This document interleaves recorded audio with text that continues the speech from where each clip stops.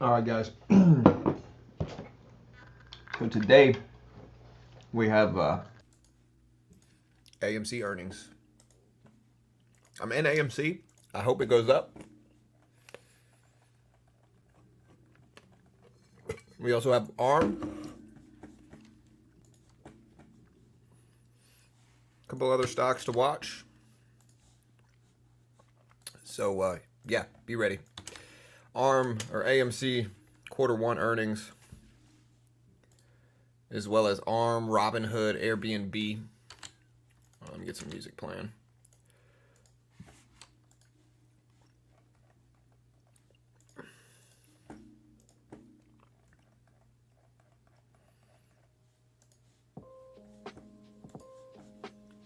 You should be able to hear the music. Let me know. AMC is expecting a 62-cent loss per share.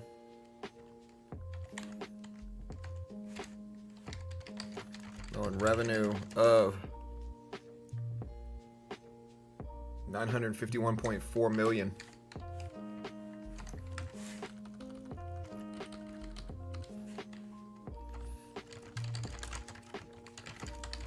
We also have ARM expecting 29-cent profit per share on revenue of $884.96 million. Both dropped after 4 p.m. along with Robinhood earnings and more. There we go. All right, so here's the what to expect. Hey, what's up, Keeping Him Honest? What's up, Glock? What's up, Tano? All right, so Uber started to bounce back. We're almost great in Uber. We're still in Shopify earlier, down slightly, but just kind of seeing if it bounces back.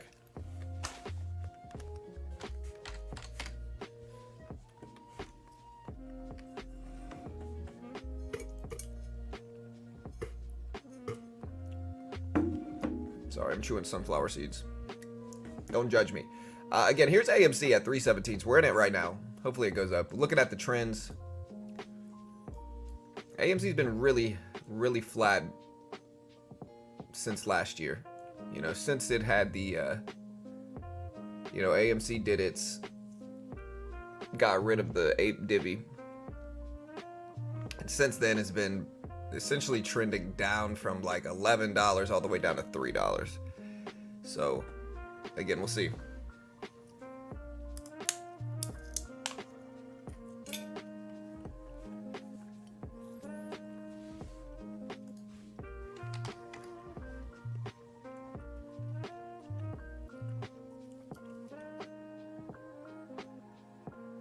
Trying to see what's trending.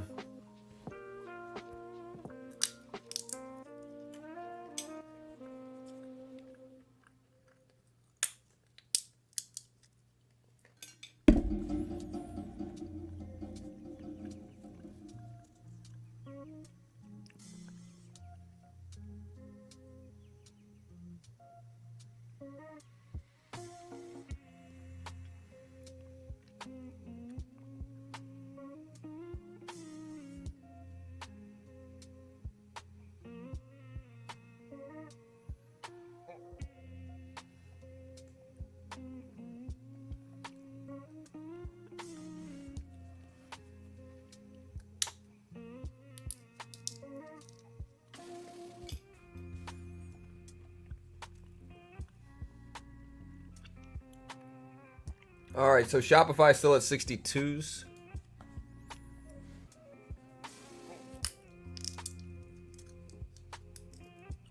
Do you like any calls for earnings? I'm not really one that likes to buy up big call positions ahead of earnings reports. I think that's kind of gambling. Even if the company reports good earnings, there's no definitive way to predict how it's going to react or anything like that. I think buying up a bunch of options ahead of earnings is just kind of justified gambling, mostly pushed by get-rich-quick squad. I'm not really about that. Again, most earnings calls are just simply unpredictable, and so it's not really worth like sizing up really big ahead of the earnings report. Seems like a bad idea to me, but do what you do.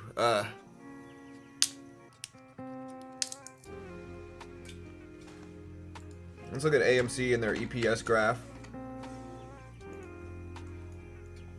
This is what AMC's EPS graph has looked like.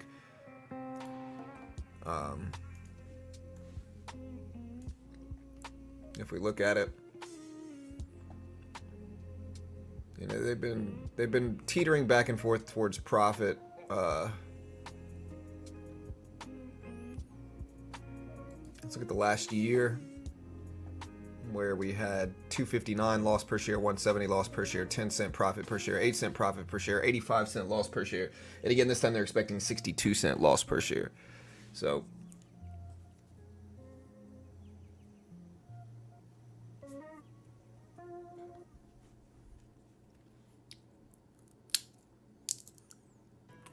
trading is get rich quick, my man. I mean, there's a lot of ways you can trade. And I mean, if you want to buy up a bunch of options ahead of earnings, that's certainly a way to do it. I wouldn't really call it get rich quick. It's probably get broke quick. But if that's what y'all want to do, listen, I'm not knocking it. Do what you do, you know.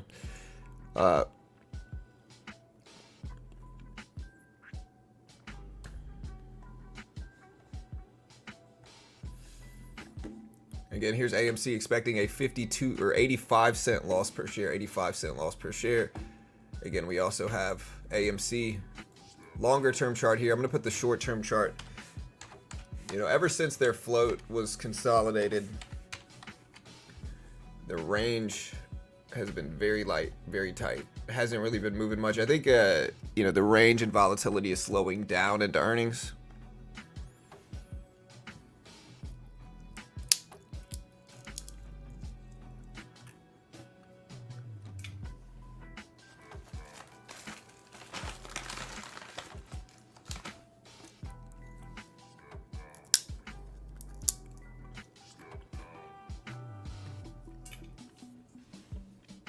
Yeah, I mean, B-baller, bro. No offense, man, but it sounds like the way you're trading has to do with those big losses, brother. I think that if you think trading is a get-rich-quick scheme, of course you're losing money, bro. You know, again, I think people are really susceptible to courses and gimmicks and get-rich-quick pushes and mentors. I think most people fail, and if you try to, if the only real way to make money day trading consistently is to trade small size relative to your account. Find something that has a true edge and stay disciplined, right? That's the only real way to make money trading. Investing is different. Swing trading is different. But, you know, if your strategy is buying up a bunch of options ahead of an earnings call, again, I'm not really surprised that you're down big over the last few years, brother. And it's all good. It's all love. I'm not trying to be mean. I'm just saying there's not really any edge earnings-wise. Like, you know, you could have the best due diligence ever ahead of an earnings call and still not know any type of way what direction the stock's going to head after earnings. And so, you know, I think you got to just be smart and calculated with the trading strategies you use. And it can't be gambling ones. It needs to be kind of risk-averse ones, you know. All right.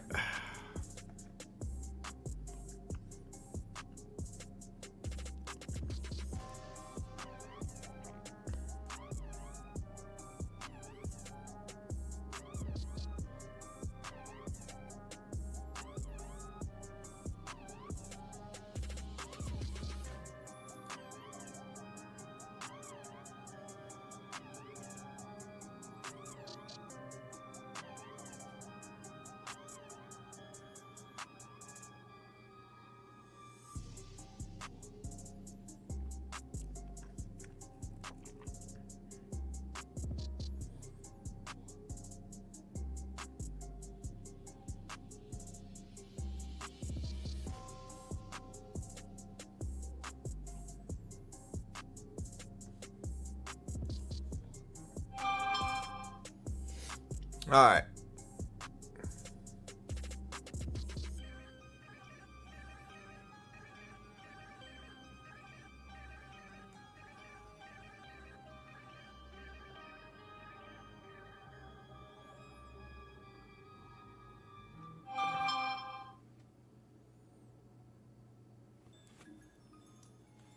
me pull up my Discord.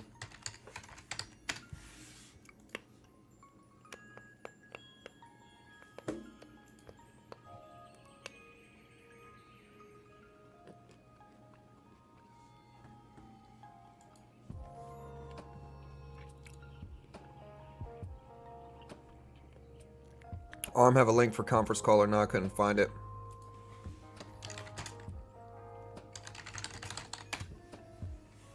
Yeah, it's at 5 o'clock.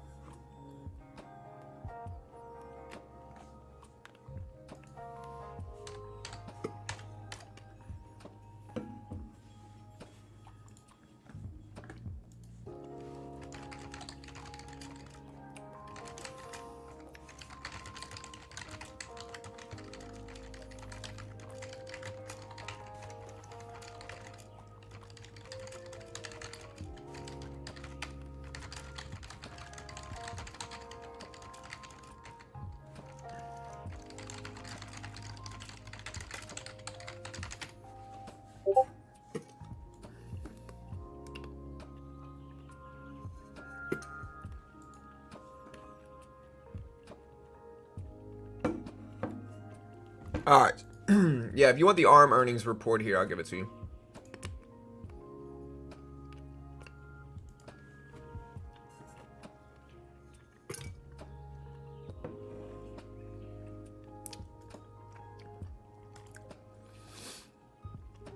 Actually, you're right. I can't find it. Oh, here it is. Yeah. All right, I got it. Yeah. So, here's the ARM quarterly results. So if you want, if you want to watch the ARM, I'll put it up.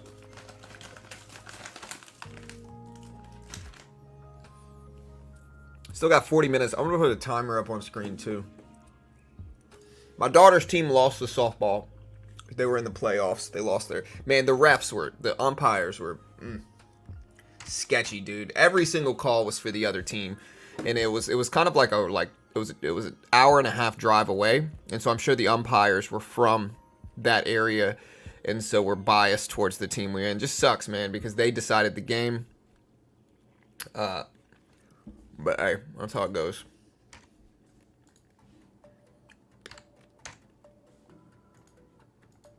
All right. So here's a timer for AMC earnings. Again, AMC very flat. We're in it right now. Looking at their revenue graph. So we've looked at their EPS graph. Let's take a look at their revenue graph.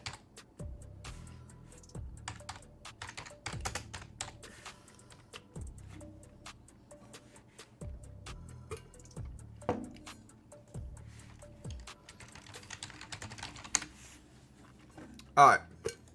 So here's AMC's revenue and how it's increasing or decreasing quarter to quarter. I mean, I can't lie. The revenue is increasing decently, right? Like, I don't think we can look at this and say AMC's revenue graph. Like, I know I say bad things about AMC, right? But I don't think they're like, I don't think it's the end of the world for them. Like, their growth is a little sketch, to be honest. Their growth is, definitely sketch. But in terms of their revenue and their margins, I don't think this is that bad, right? Like, this doesn't look like a bad chart, all things considered. And I think that's something to pay attention to.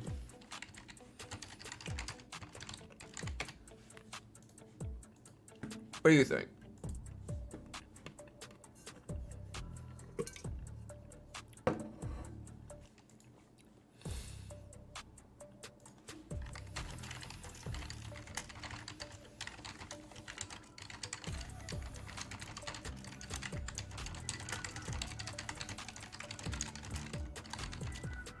Over the last quarters, like, let's see, 4, 8, 12.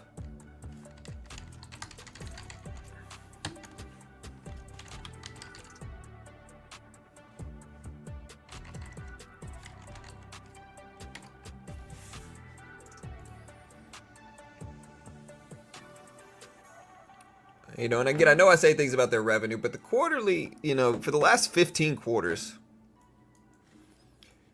it's not that bad. It's not that bad, I'm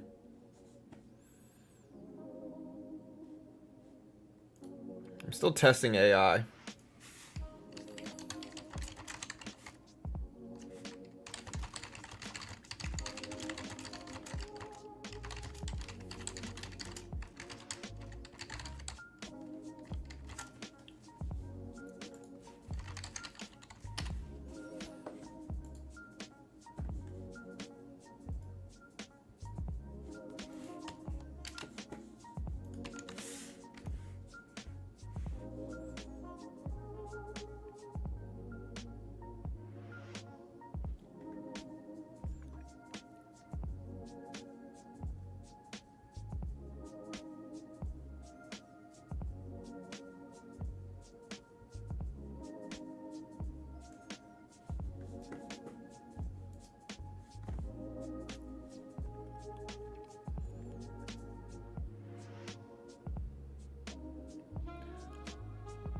Horrendous.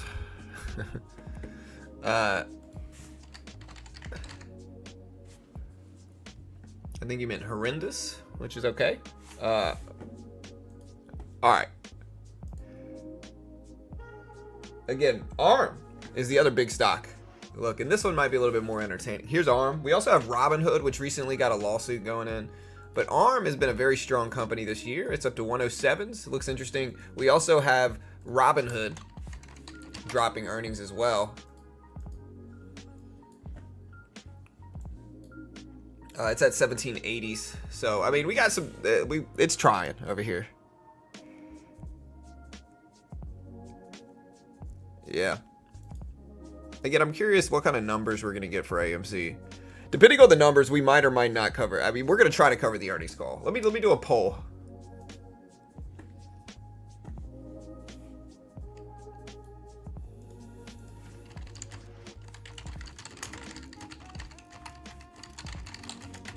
Does AMC beat or miss?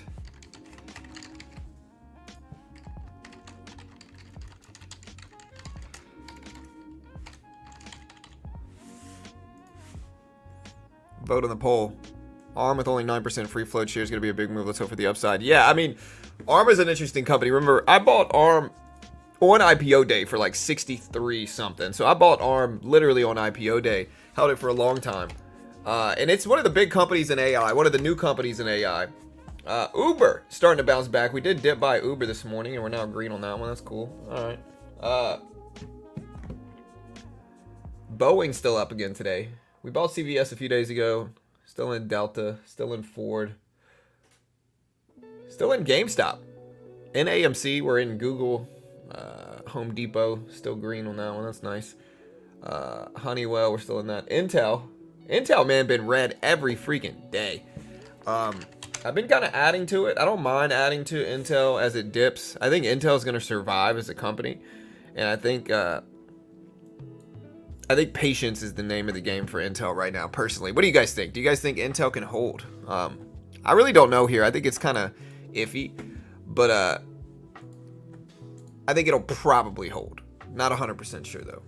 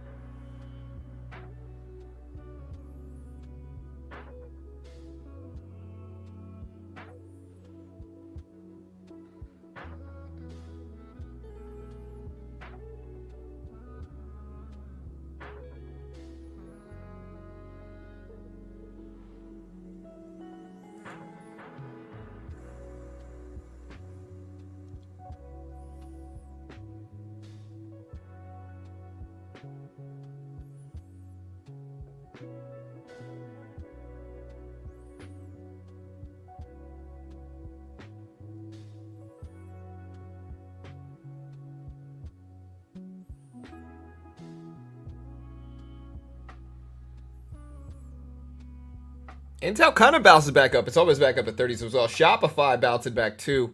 Again, we're in Uber. Our positions are starting to do better. We're still red on the day in most of this stuff, though. We're green in Netflix, man. Only, we'll see if that holds.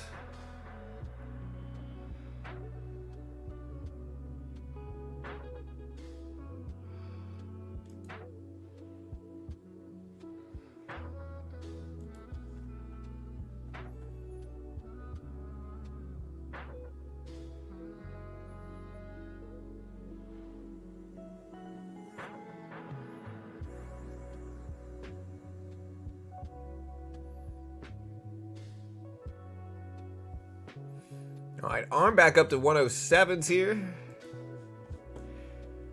The fundamentals bad right now, but if they get the fabs in the US running, that would be good hedged. Intel, it's like, what are those too big to fail? Yeah, I mean, it's Intel. So again, as we dip big and big, again, I'm not telling you to buy it. I really don't know what you should do, to be honest, regarding Intel. I really don't know. I don't know what you should do. I'm personally buying it up because I think there's a good argument for it, right? I think it's a healthy company for the most part. Let me look at Intel's numbers here. Again, I'm not telling you to buy it. It's down a lot. That's the only reason I'm buying it, is because it's down a lot. They expect Q2 revenue to be below midpoint amid the U.S. Department of Commerce revoking certain overseas licenses. But if you look at like PE ratio, it's right at 30. You know, so 30 PE ratio, not bad. When you look at their actual numbers here, we can look at their forward guidance. It's pretty solid as well.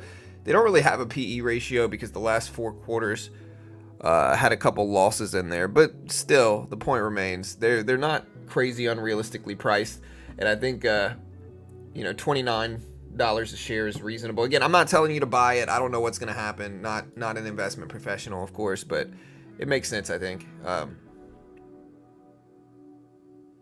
Amazon made new all-time highs yesterday. Hope it keeps going. It will go lower, but the golden question is how low. It'll probably recover eventually. Yeah, I mean, I agree. Fundamentals bad. I do think it recovers. Yeah, the other question is ARM. Look, AMC right in the middle here. Again, you can kind of see their EPS on the year. Still looking a little light, but that's all right. We got time.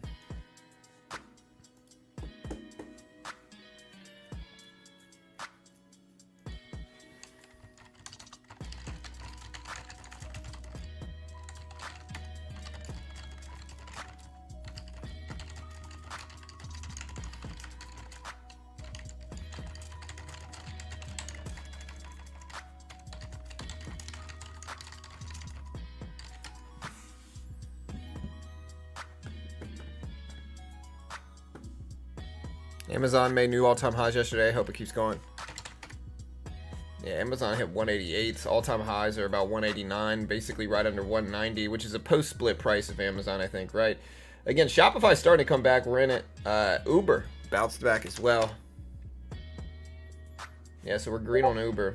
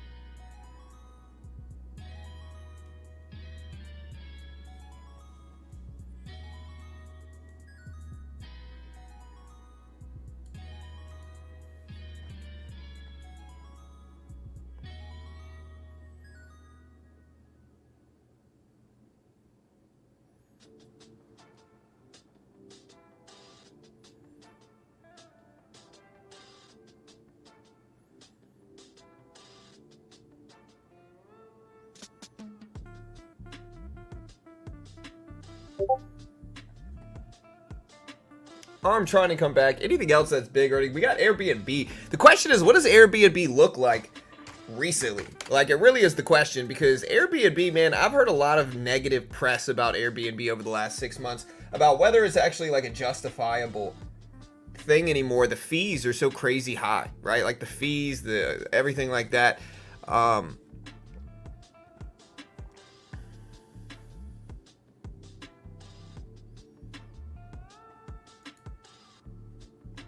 What's everybody mad at Doug Polk for?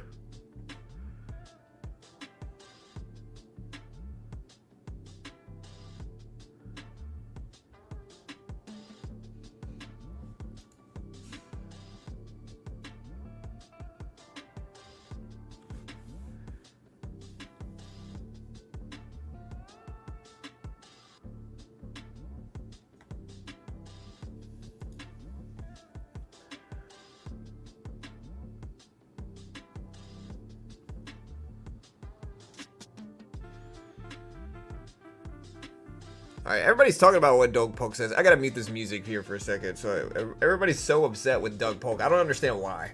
Hold on, I gotta listen to this.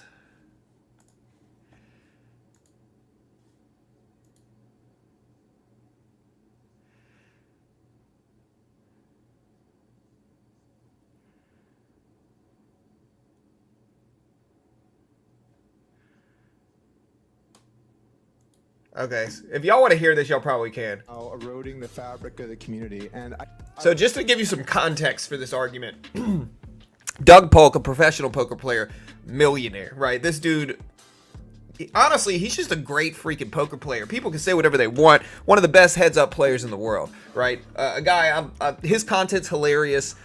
I feel like he tries to be objective, and that's all you can really ask for. And aside from that, like, he's a professional poker player, right? So he recently moved to Austin. He didn't move to Austin, but he opened up a poker room in Austin. And now the rules in Texas are as follows. Casinos aren't allowed. Basically, table games aren't allowed if they specifically charge a rake. If you don't know what a rake is, basically a rake is like, hey, I'm going to take 5% of any profits in any hand. So if the profits from one specific hand are $300, the house can take like 5%, so $15 out of that $300. Or wait, is that right? Yeah, $15 out of that $300. And that's called a rake, right? That's illegal in Texas. You're not allowed to do that. But the loophole that these poker rooms in Texas get around this with is that they offer table games, but they charge like a monthly subscription or an entry fee to the poker game, so that you're not charging a rake. It's not like at a casino that they're charging a rake. And because of that, it should technically be legal here in Texas to run a poker room as long as it's not charging a rake, right? Well, you got a bunch of Karens that are basically upset. You know, again, the hypocrisy is just silly. Like, the hypocrisy is silly. People are going to play poker no matter what, right? That's the reality. You can play online very easily anywhere you are. Doesn't matter where you are, right? And so it's going out there and getting your pitchforks out over poker rooms is dumb, and that's the context of why Doug Polk is speaking in the city council meeting. So I want to dispel the idea that this is somehow eroding the fabric of the community. And I guess I want to just say here about this attack on poker players in general, like they're bad people. I'll tell you what, some of the best people I've met in my life are poker players. You know, I started my career. Yeah, I mean, I started my career with $10, and I turned it into millions of dollars by becoming one of the best in the world. And poker gave me that opportunity. And I'm tired of people attacking poker players like they're some kind of lowlifes. They're good people, and we stand together. All right. Well, I mean, I can respect it. You know, I can respect Doug Polk for coming out there and doing that. I don't know if I would cry, but like, listen, he's got a lot more wrapped up in poker than I do. That's for sure. So, hey, good for him, I guess. All right, guys. Hey, we got 23 minutes left until AMC earnings. And so, yeah.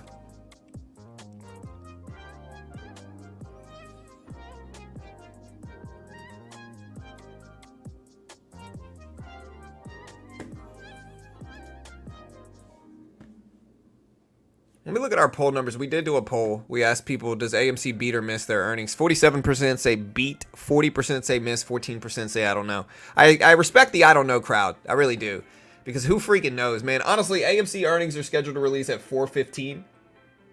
We also have Beyond Meat, Airbnb, Robinhood, ARM, The Trade Desk, Duolingo, HubSpot, and a bunch of other ones. A bunch of other earnings that are releasing. So honestly, I'm surprised Beyond Meat's even still around and doing almost 80 million in revenue. I know it's not crazy amounts of revenue. They're still losing about 68 cents a share, but I'm surprised they're even still around because I think it's just a hard business model.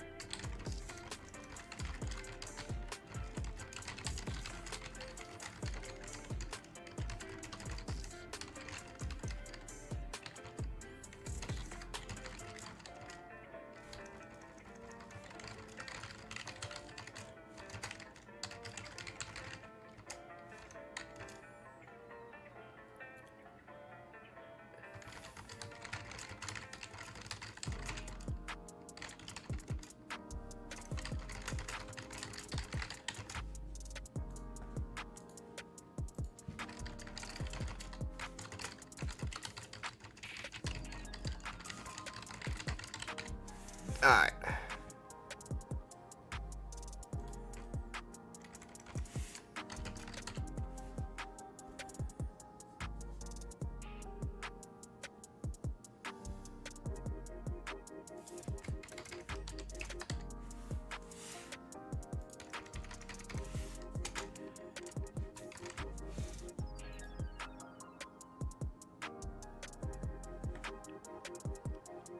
Amazon trying to make moves.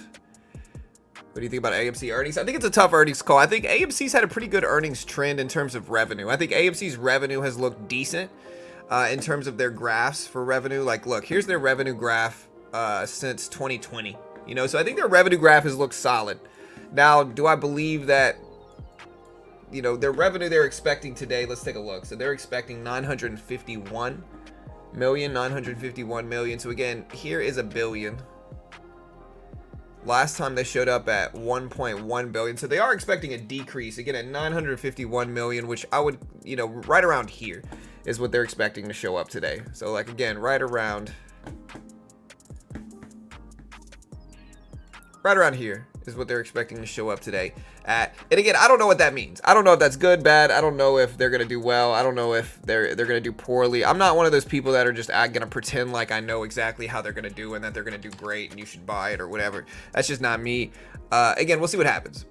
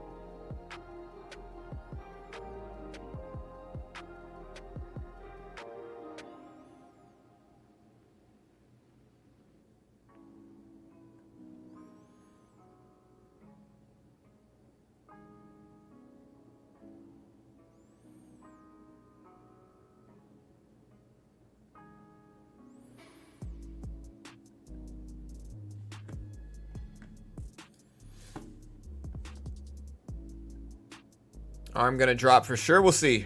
But aren't you top 3 in the world? Definitely top 3 poker players ever. I'm English. When's this released? 17 minutes. Give or take. 17 minutes roughly. Uh, almost sounded a smidge political there, mate. Me?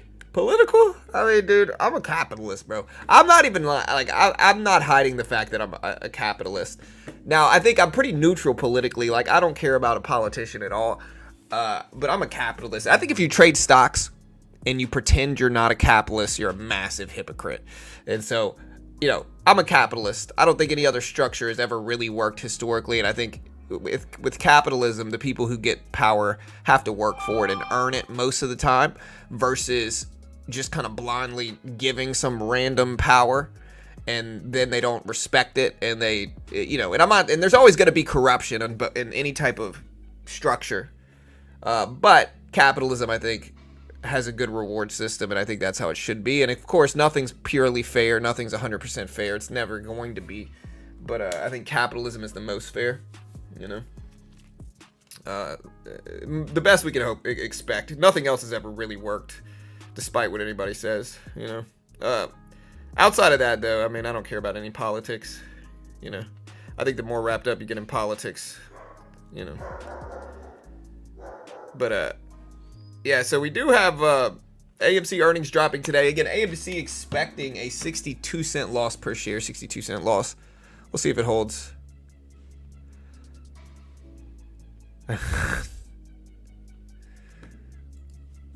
Yeah, well, communes work in really, really small sample sizes. You know, once you get over, 15 people there, they start to fall apart. But hey, I'm sure on the national scale they'd work, of course. Ridiculous expectation.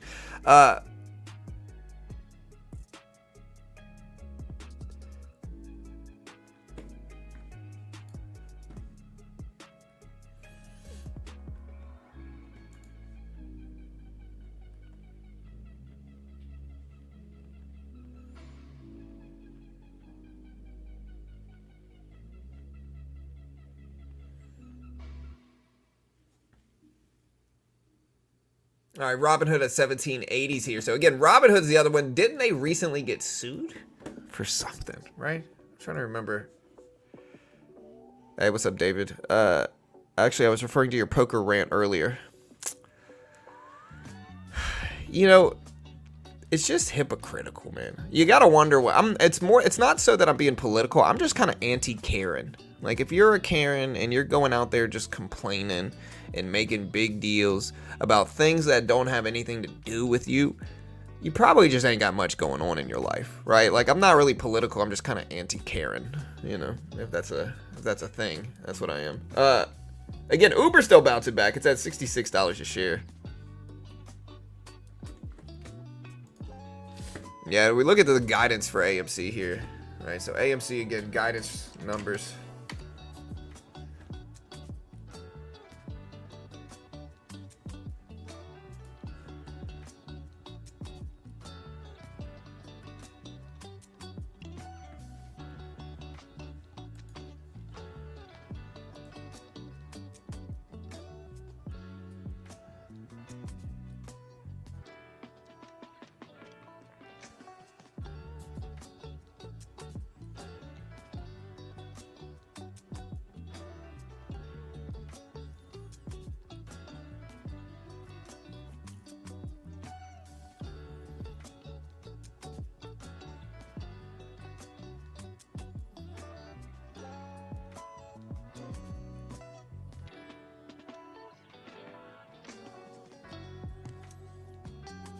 Wait, this has got to be a troll. Hold on. I got to mute this. This has got to be a troll. Hold on. If not, I'll show it to you.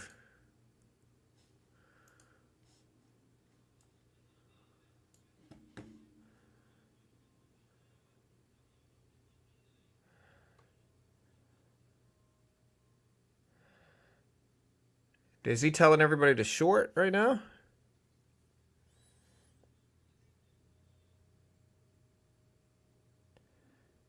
And then it just has a parabolic squeeze up.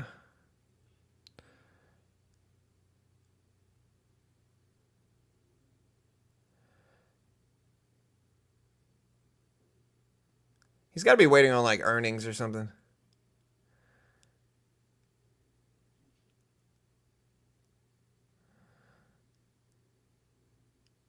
I think trading gets people wrapped up in like gambling, man. I think that happens a lot.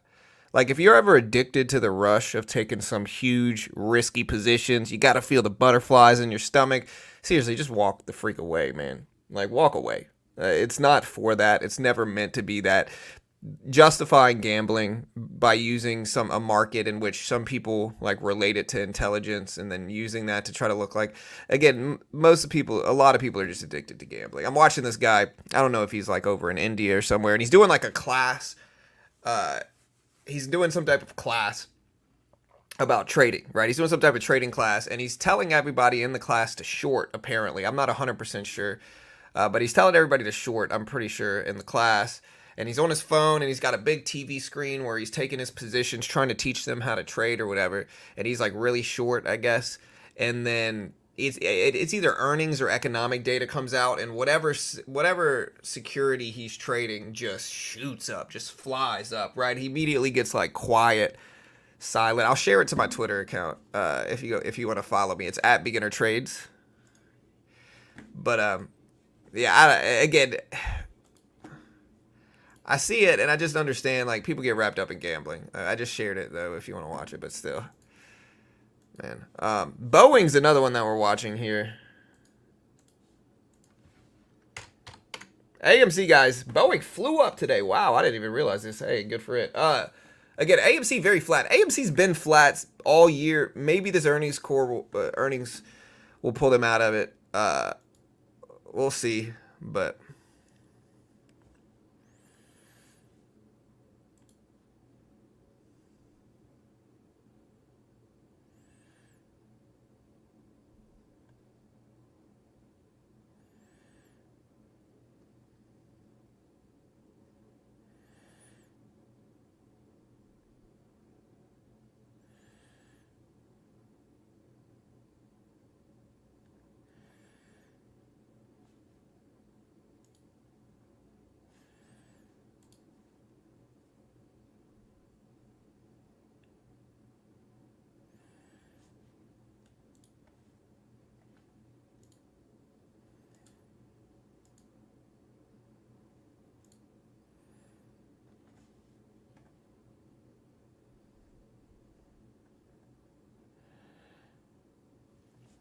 Look at ARM dropping down here, guys. So we still got 10 minutes until the close. Look at ARM. ARM is falling down quick. So is Robinhood. Let me see. What else is going on? New York Fed's Purley says balance sheet wind down process has been smooth. Slowing pace of the wind down reduces risks. Citigroup Research says iron ore prices could retest their 3-month point price target. Zscaler says it's aware of a public X post by a threat actor claiming to have potentially obtained unauthorized info from a cybersecurity company. Investigation is ongoing and says it will take every potential threat and claim seriously. Zscaler, ZS, right? Ooh, they're down a lot from this. It could be a short attack, to be honest, but hey. Look at ARM here. I'm trying to see if there's any news that just came out. I don't want to say the earnings came out early, but man. All right, chat, we got 10 minutes. Do you ever set a stop loss? No, not really. I'm usually like managing the trade myself, if that makes sense.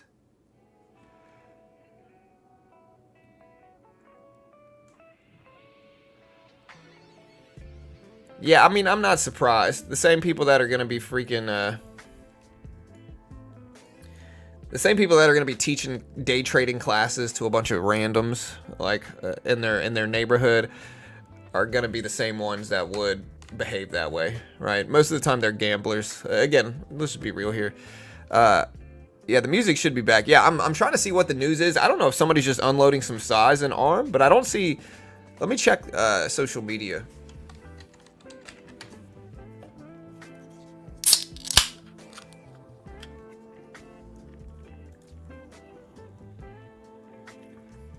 People are saying someone got liquidated on ARM. Big drop, too.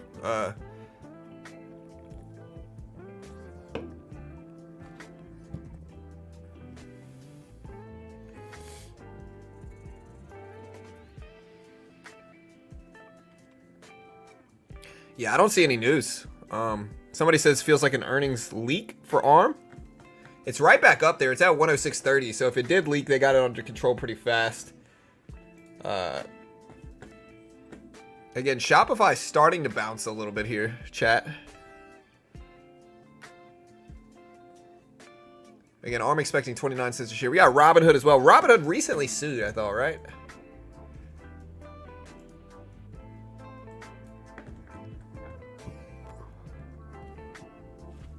Stevia Cola. This is what this is. Zevia. I think Zevia is actually a public company, isn't it? Somebody give me the symbol for Zevia. I think it is a public company. Let me search it. Honestly, I haven't been to jiu-jitsu lately because my freaking shoulder, dude. Like, I was rolling with my coach the other day, and it was in... Or no, I wasn't rolling with my coach. I was rolling with freaking Grady. Grady's a purple belt, but, like, he did some weird thing with my arm where it was kind of like a lasso, where he took the back of my gi, wrapped it around my arm, and like I know how you can hold side control, like pulling the back of the gi, like a really deep crossface holding the back of their gi, right? I know how to do that, but this was different. I don't even know what he did. He like wrapped my gi around my arm, and then somehow when I tried to like get out of it, it tweaked my shoulder. My shoulder hurts. I think it's got to be. It feels better today though, but it's got to be a what's it called? A cuff injury. It's got to be. It's starting to feel better though. Zscaler did drop a lot though. Uber back up a little bit. We're green on that one.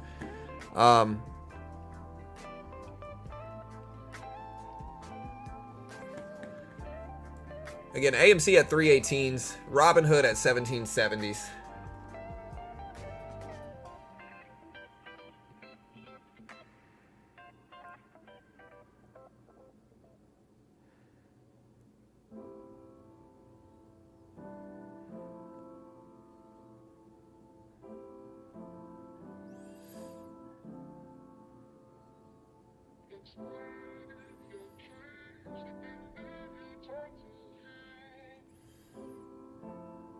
Too much weird sideways action for me. Maybe tomorrow. Cut back $1.5 thousand position and ARM to 750. It's way too risky. Yeah, I mean, I don't blame you. It's smart to limit risk ahead of earnings. It really is. I think that's how you got to be with earnings specifically because, again, too much stuff can happen. We got a lot of stuff dropping after the closing bell as well, so it's kind of a big day anyway, so just be smart. Yeah, just be smart.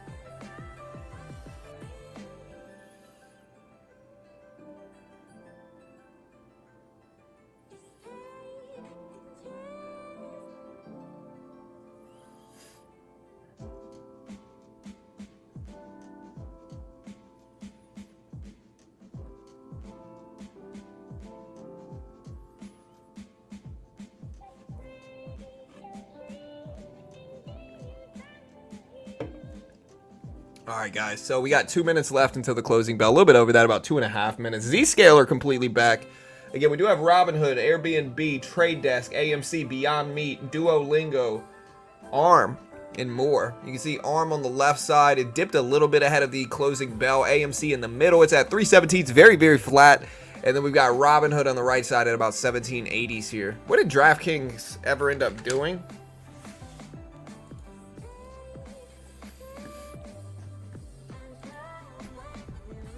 I'm in AMC. I hope it comes out. Or I hope it does well. But I'm not 100% sure, to be honest. But I'm in it. I hope it goes up, you know.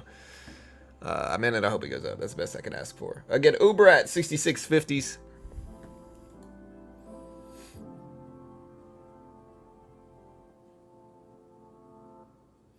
All right, chat. Here we go. I'm in Nike, too. I bought a position in Nike.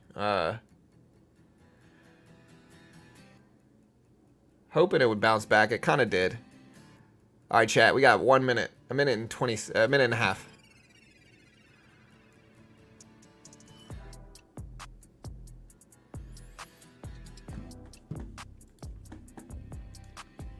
Again, we're going to put it in sub-only mode, so if you haven't already, hit that subscribe button, chat. We appreciate it.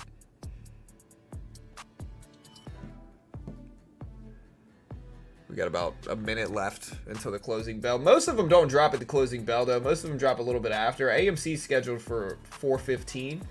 Robinhood is scheduled for 4:05. ARM is scheduled to release right at the closing bell. So ARM should release theirs in exactly 1 minute. Chat, exactly 1 minute.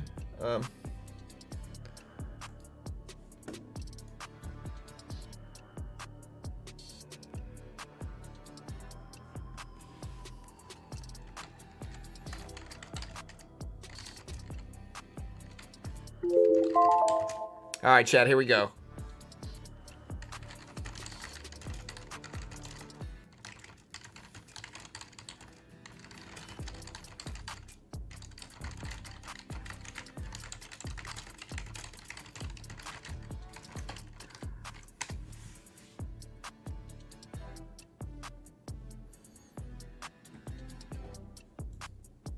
All right, so again, here's the closing bell, chat. Here we go.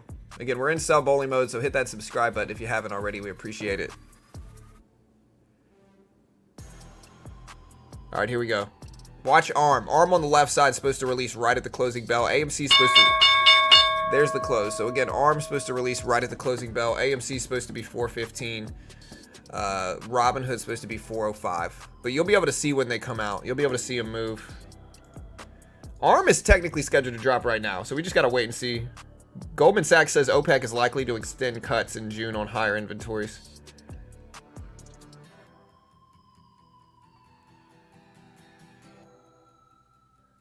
All right, so there's going to be a new Disneyland Ford is what it's going to be called.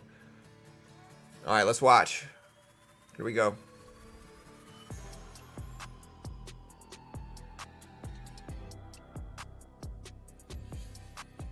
Nothing. Pretty quiet on the earnings streets so far, chat. Waiting for something to come out.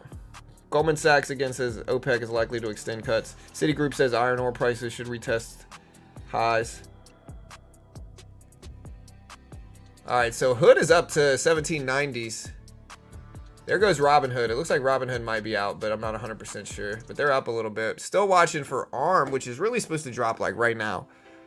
ARM is supposed to release right at the close at 4 p.m., but they're not out yet. Again, there goes Robinhood starting to move. Let's see if that one's out.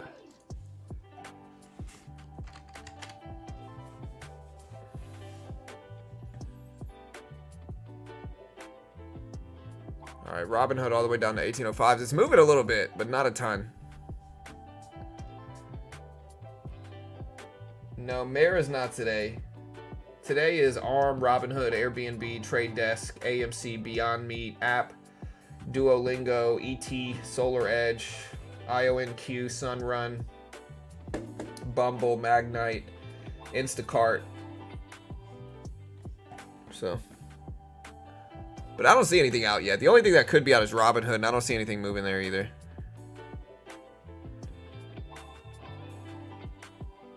All right, there goes ARM. ARM down to 101s. Almost certainly the numbers are out. Down to 100s. Under 100s. Down to 99s for ARM. Down to 98s for ARM. Looks like ARM is out.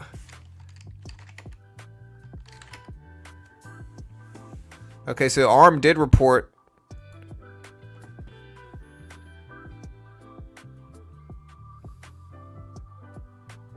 Or it says they reported. All the way back up to 102 retraced. Still looking for the numbers here. I don't see the numbers anywhere, which is weird. Down to 99s. It says the numbers are out, but when I click on it, I don't see anything.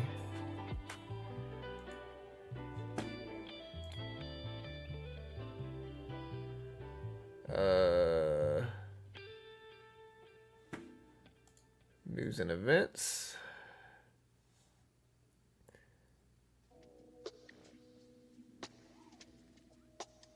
Yeah, I don't see anything.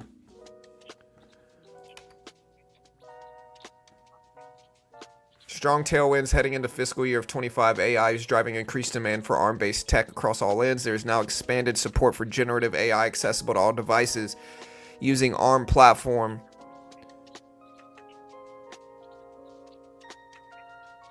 All right, so ARM posted 36-cent per share profit versus 29 cents expected. Fourth quarter revenue of 928 million. They expected 884 million. Outlook is from 875 to 925 versus 857.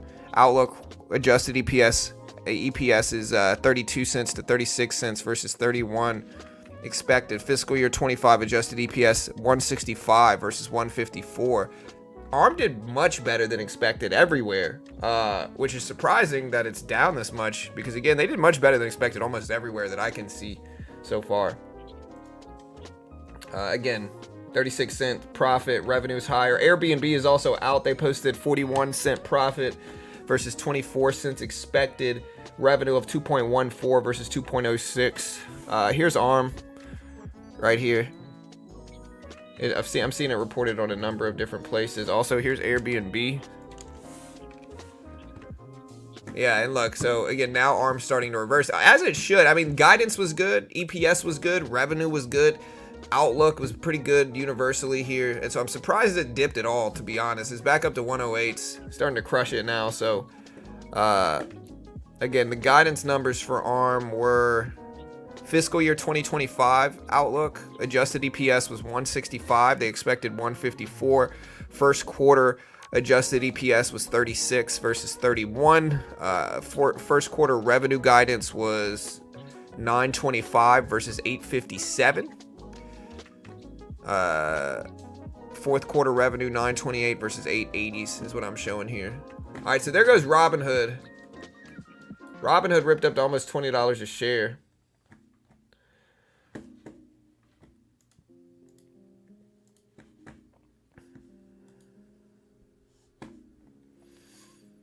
Starting to get some movement here. Again, there's Robinhood. Robinhood popped up to about 20 and then came right back down. I'm going to see if I can find the numbers. AMC is scheduled to release in about 10 minutes for AMC. So AMC still got a little ways until they're out.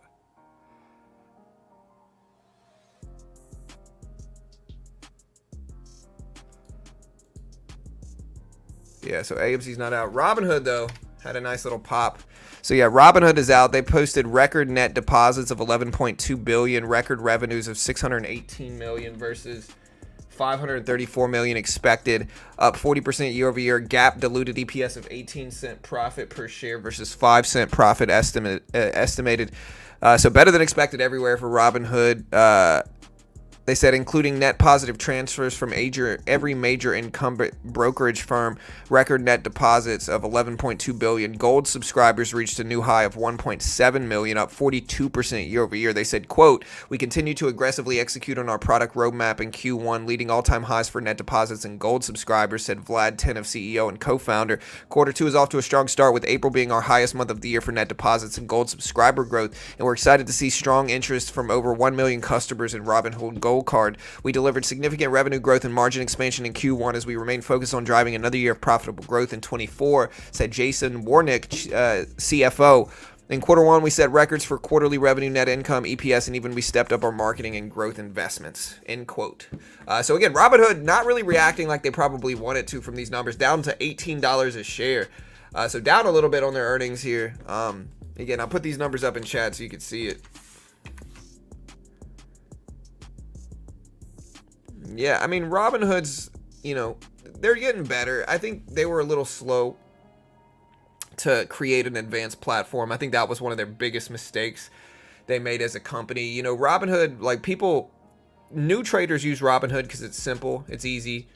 But once you grow experience, most people don't want to use Robinhood anymore. Like, most traders that are trading actively don't want to use Robinhood's platform anymore. And so over time, I think they should have created an advanced platform a long time ago, and they only recently did. And so I think that was one of their biggest mistakes as a company, but it seems like they finally got it and they started to create one, and now, they're doing a little bit better. So Yeah, ARM down to $100 a share. Testing hit. We're still waiting for AMC, which is basically flat so far. Microsoft Xbox is planning cuts after one of their studios closed. All right, so AMC revenue $951.4 million, net loss of $163.5 million, diluted loss per share for the quarter ended to be 62 cents. That looks like the expectation, no? Unless it came in as expected. I don't see AMC's numbers out yet. Let me see. I mean, I'll look. But yeah, I don't see AMC, and the stock hasn't moved at all either. So yeah, I think that was a huge mistake especially for the time, Randy. A big mistake for the time. I think it'll blow over, but it lost a lot of traders' trust. Do you think ARM could have bumped up their expected growth in fear that Supermicro? Maybe. You know, it's plausible.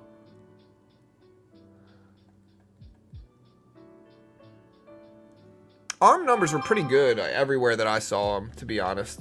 So everywhere I looked at earnings, ARM numbers were pretty good, but good is subjective, I guess. But yeah, they were pretty good everywhere I looked at them. I don't see anywhere you can actually look at them on their site. Aside from them having a bad site and not really having an easy way to freaking find the results. Come on now, ARM. I don't know where to find their results here. I'm looking at it, but yeah. Yeah, Robinhood net deposits up 11%. Yeah, Robinhood back up to 19s. ARM back up to 102. Still waiting on AMC's results.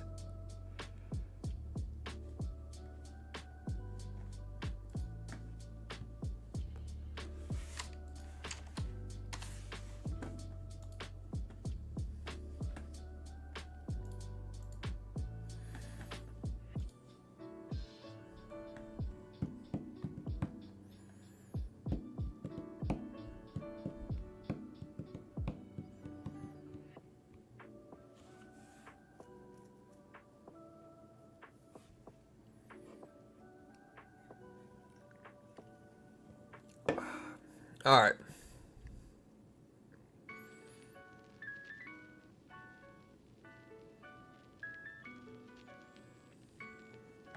Still waiting for AMC. Technically, they're scheduled for 5 minutes from now, so we still got a little bit of time.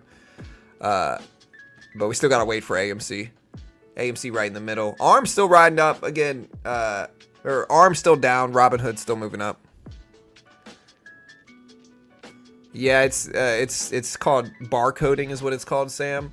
It happened after the conversion of the ape divvy back to it happened when they got rid of the ape divvy. And now what's AMC's float size? This looks like this happens when, let me see what the float size is for AMC. Market cap 900 million. Let's see. Isn't their float like 500 million?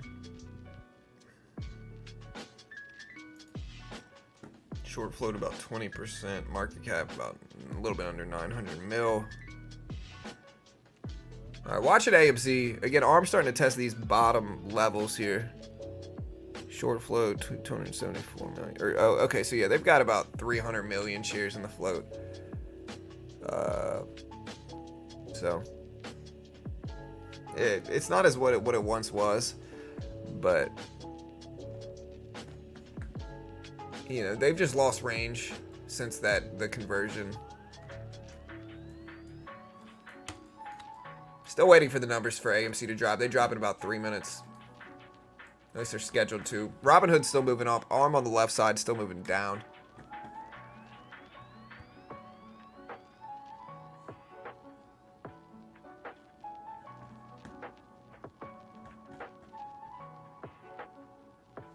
For AMC.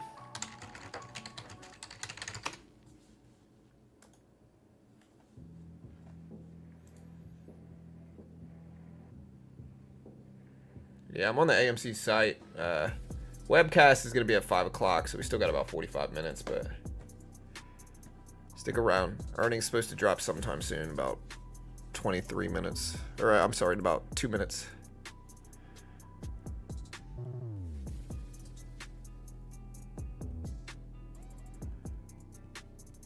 So the call is at 5 p.m. in about 45 minutes or so. Still waiting for the results to drop.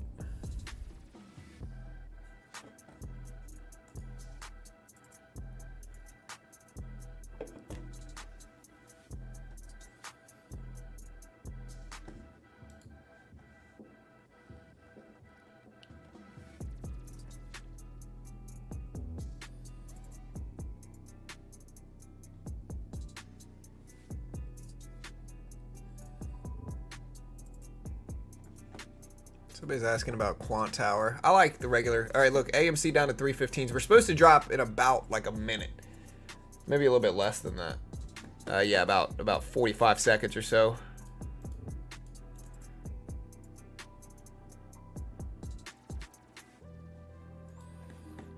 Again, here's AMC's graph for revenue. Revenue's been pretty solid, though, over the last, like,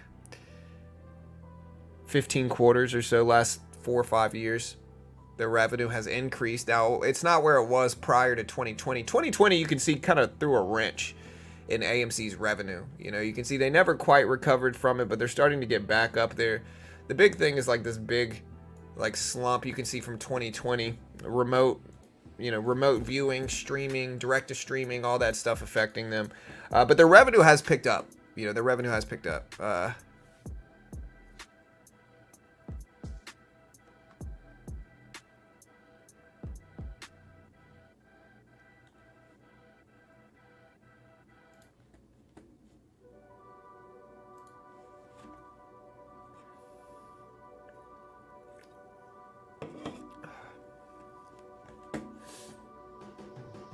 All right, so again, we got ARM starting to bounce back up, waiting for AMC's numbers. It's now past the close, past the time they're scheduled to release, but I don't see anything for AMC yet.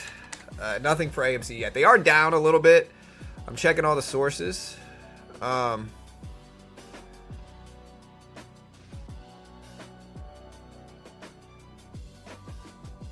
Still don't see anything yet for AMC. Still looking at their site, their investor relations site. I don't see anything there either.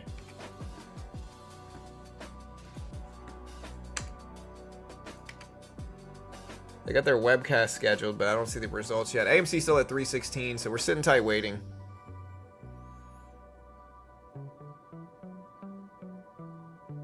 Yeah, we're going to watch the whole earnings call. ARM is not really tanking. It's just not really going up that much. Robinhood had pretty good results. So did ARM.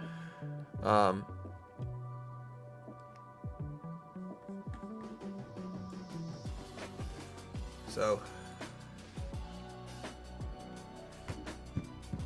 we only need 20 more subscribers to break 136,000, chat. You know you want to. Do it one time. Might feel good. Do it now.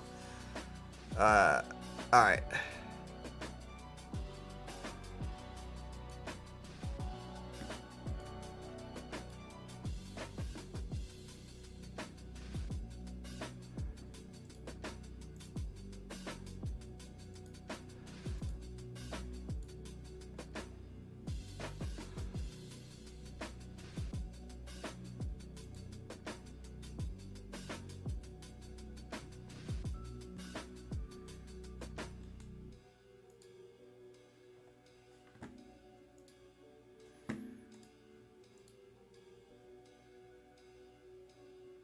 Still waiting, chat. Let me know if you guys see anything when they drop.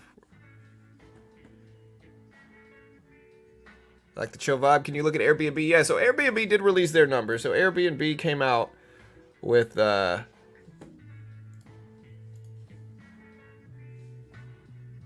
Costco sales came out. Airbnb came out with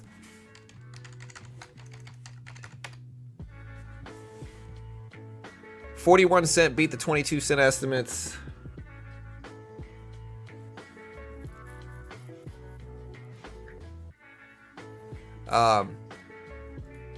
They guided neutrally. Expect year-over-year revenue growth to accelerate in quarter 3. Sales came in at 2.14 versus 2.06 estimated. So better than expected EPS and revenue and sales. Good guidance numbers for the most part. So if we take a look at Airbnb.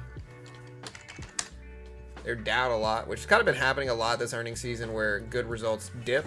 Not sure why, but that's just kind of how it's been going.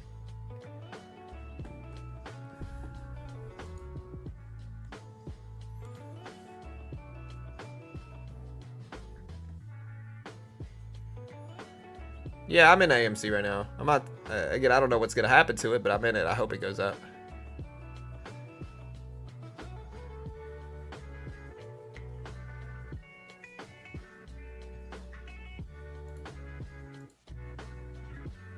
AMC's back up to 318. Why does Weeble say AMC earnings May 16th? I don't know.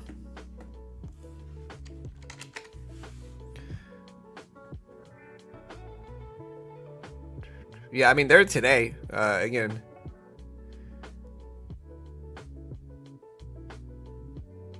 Hold on, wait.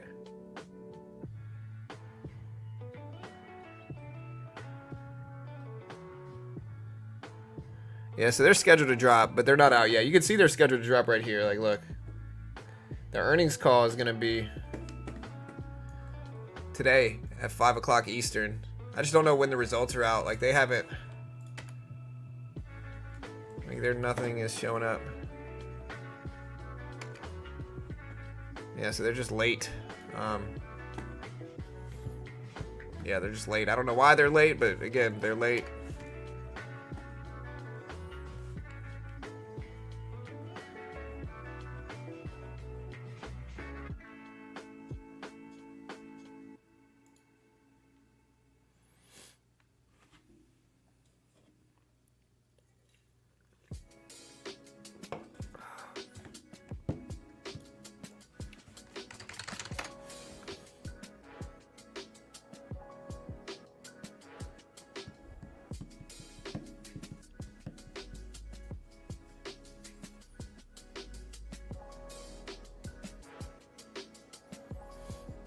It's time, chat. We'll see what happens.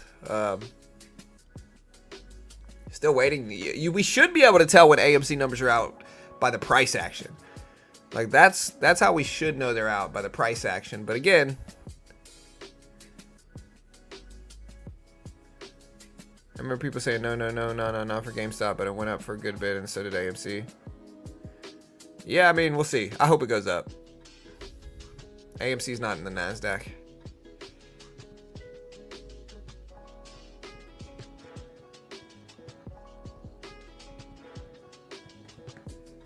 Did AA Ron post the numbers on X? I mean, he would get in trouble leaking them.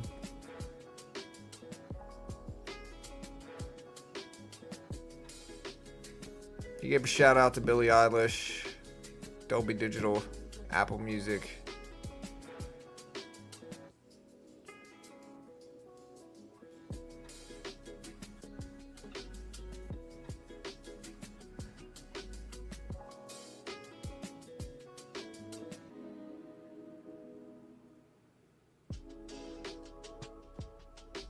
Calling all of our apes at AMC Theater in the US, you can experience an early access screening of the Nurture Fire hit Kingdom of the Planet of the Apes.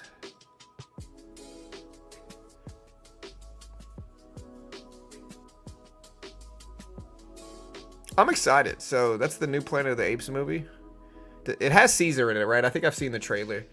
Again, we're still waiting on AMC numbers, but I don't know what they're doing. But they're supposed to be out today. The earnings call is in about 30 minutes.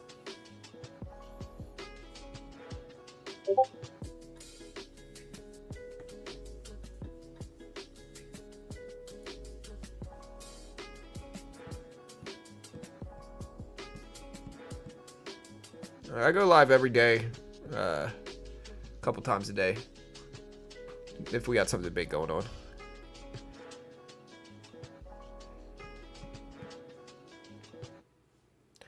All right, chat. Vote in the poll. There's AMC up to 325s, gapping up a little bit. This looks like the earnings are out. Now it's back down to 316. So AMC moving finally now. Finally moving. Again, it looks like they're out. That's a big upwick for something that it doesn't include earnings, especially when you consider their range here. So let's see if they're out.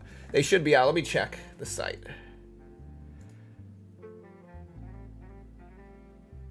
Okay, here they are. They're out. They're late, but they're out. All right, so AMC posted their results. Is right here.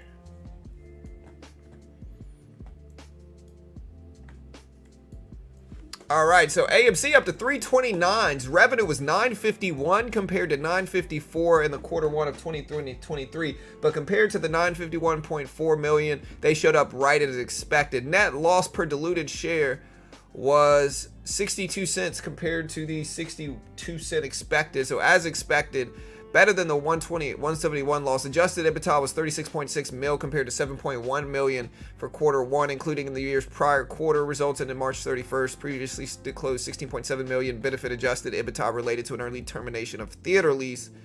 Cash and cash equivalents was 624 million. Net cash used in operating activities was 188.3 million compared to 189.9 million. Adam Aron said, quote, "We're pleased to report that AMC outperformed in the first quarter. AMC exceeded consensus estimates for revenue, adjusted EBITDA, net income, and diluted earnings per share. We had expected for some time that Hollywood actor and writer strikes of 23 would impact the first quarter box office, but were heartened by the strength of the movie going in March, which reminded us that better times are ahead. Despite a 6% decline in the first quarter of 2024 North American box office compared to 23, we grew our domestic market share, maintained total revenues in line with the prior year, and continued to grow our per patron profitability metrics at levels well above pre-pandemic measures. This, coupled with proactive cost containment initiatives to tackle the near-term box office challenges posted by the 23 Hollywood strikes, led to AMC's outperformance."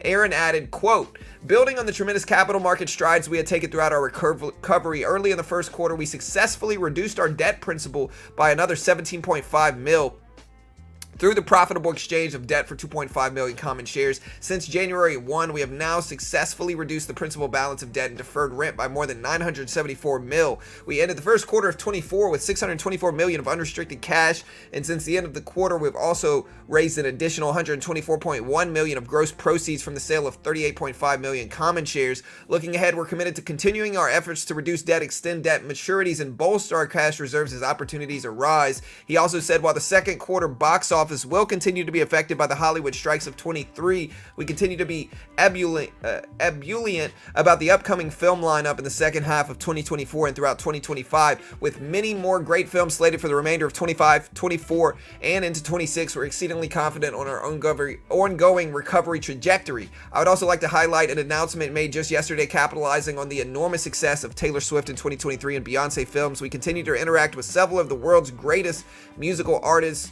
The dialogue has led Billie Eilish to agree to hold a unique listening event next week on May 16th and 17th at AMC theaters across the U.S. as their next album launch approaches. Looking ahead, we expect AMC will continue to break new ground, blaze new trails, in the world's most talented and beloved musicians," end quote. You can see AMC starting to move up. It's at 330s right now, 330s for AMC. It has reacted positively, even though the numbers are mostly neutral. They expected 61-cent loss. They showed 61-cent loss, or I'm sorry, 62-cent loss. They expected 951.4. They showed 951.4. And so things were pretty much neutral. I think market's getting hyped up on Adam Aron's comments here, as they should be. Yeah, you were right, Query. You were correct.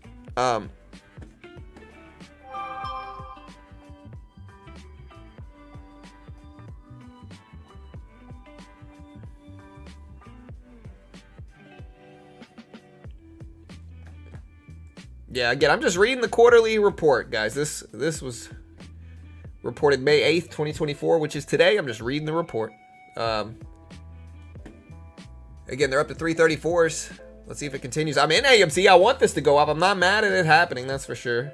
You know, Airbnb down to 146s. Wow.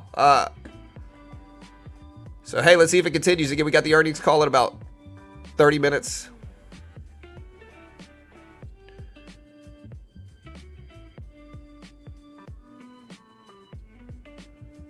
Will the earnings call go well? Here, let me end this poll. We asked the poll. We're gonna do another poll.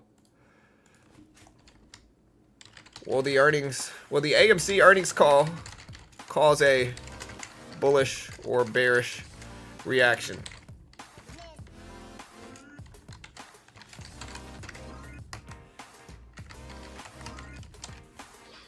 All right, vote on that poll. Will the earnings call help or hurt the stock, basically, is what I'm asking here. Uber's starting to bounce back up a little bit as well. When will ARM release its financial report? ARM is already out. ARM posted a beat, I'm pretty sure, everywhere. Again, I'm going to put these numbers up on screen.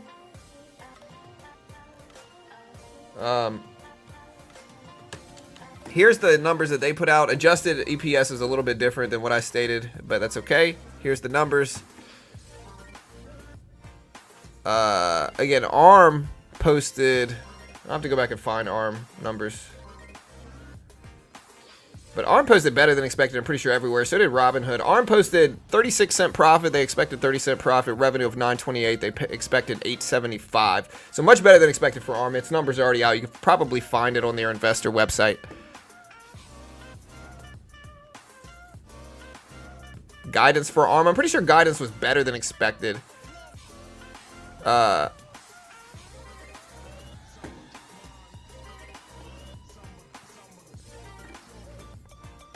They are not your sponsor, so you're not biased in their favor. Speaking of being biased in a sponsor's favor, if you haven't already checked out a sponsor of mine, check out Apex. Apex is a funded account program. I'm here to tell you guys, listen, if you want to day trade, do not risk thousands of dollars of your own money. It's dumb. You're almost certainly going to lose it. I promise that's probably going to happen. Do not risk thousands of dollars trying to day trade yourself. You're going to feel bad. You're going to lose it. And again, you're going to feel bad. You got to trust me here. Instead, try a funded account program. What they do is they give you a demo first, and they test your skill with the demo. Apex is the most legit one in the world, or one of the most legit. And again, they give you a demo and they test your skill. If you could pass with the demo, the base one, they give you a 25K demo. You got to make 1,500 in profit without losing 1,500 first. If you could do that while following their rules and conditions, they fund you 25K with a 90% split. So it's very similar to putting the money up yourself in terms of splits. You're keeping 90% versus 100%. But you're only risking the base one, the 25K one's $30 if you use my link and coupon code. It's $30. And again, and to be fair, most day traders lose. So I think most day traders will lose this as well, but it's a lot cheaper to lose this than it is to put up 5K and lose that. And so try this out first. They're a sponsor of mine. I'm biased in their favor because they pay me money. And so they pay me money, I'm biased. If they paid you money, you'd probably be biased too. Remember, I have no idea what I'm talking about. I might be wildly wrong about anything and everything I say. And again, if you want to check out one of my sponsors, in the futures market, there's no PDT rule. You can day trade short, buy market, sell market. You can day trade the S&P, the NASDAQ, currencies, some of them, gold and silver. Patterns are very similar to blue chip stocks. Check out the link right here. You can use my coupon code BT. Get the max discount. AMC started to turn a little bit. It's down to 318s here. We're still waiting for the earnings call. I'm going to put a timer up. We got 29 minutes, about 28 and a half minutes until the earnings call starts, chat. We got the timer up. We're ready. This is when the earnings call starts. We will be streaming the full call here today, so be ready.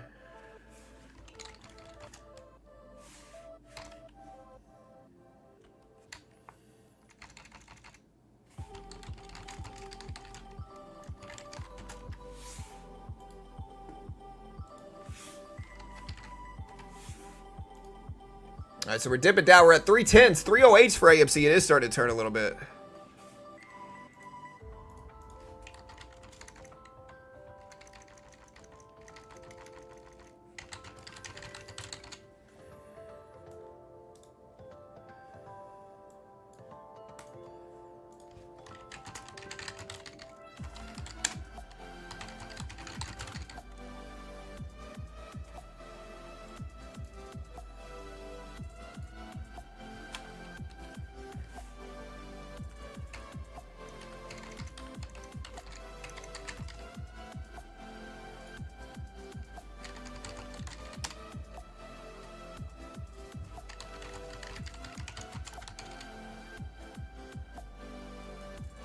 All right, chat.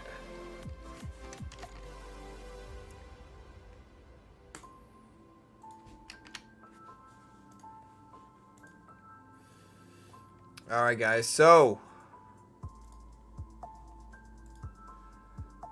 we are ready. AMC back up to 315s. Airbnb's down a lot. Is it time to buy Airbnb? I have to see what the PE ratio is for them. Anybody want to help me out with that number? What's the PE ratio for Airbnb?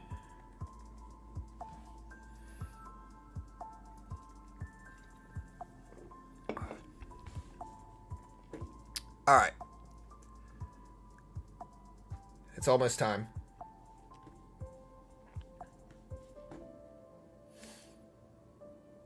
Again, the full call is at 5 p.m. chat.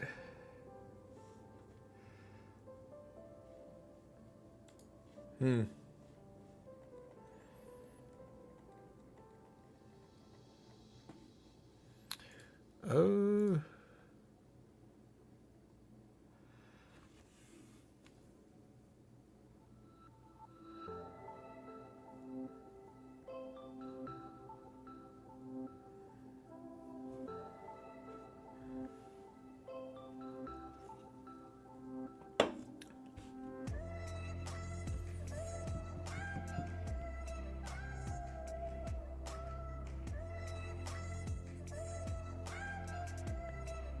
Almost time.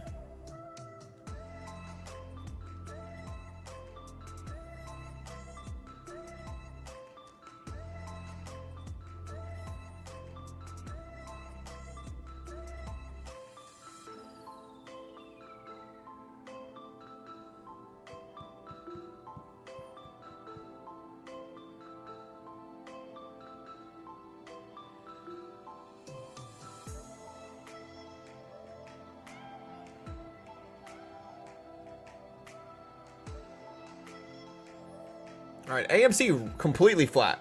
Will it bounce back? Let me look at our poll. We did a poll already. What do we say? We asked people are they bullish or bearish on 64% are bullish on the call, 36% are bearish. What's up, Goose? I'm tempted to buy AMC but scared at the same time, not making the best decisions.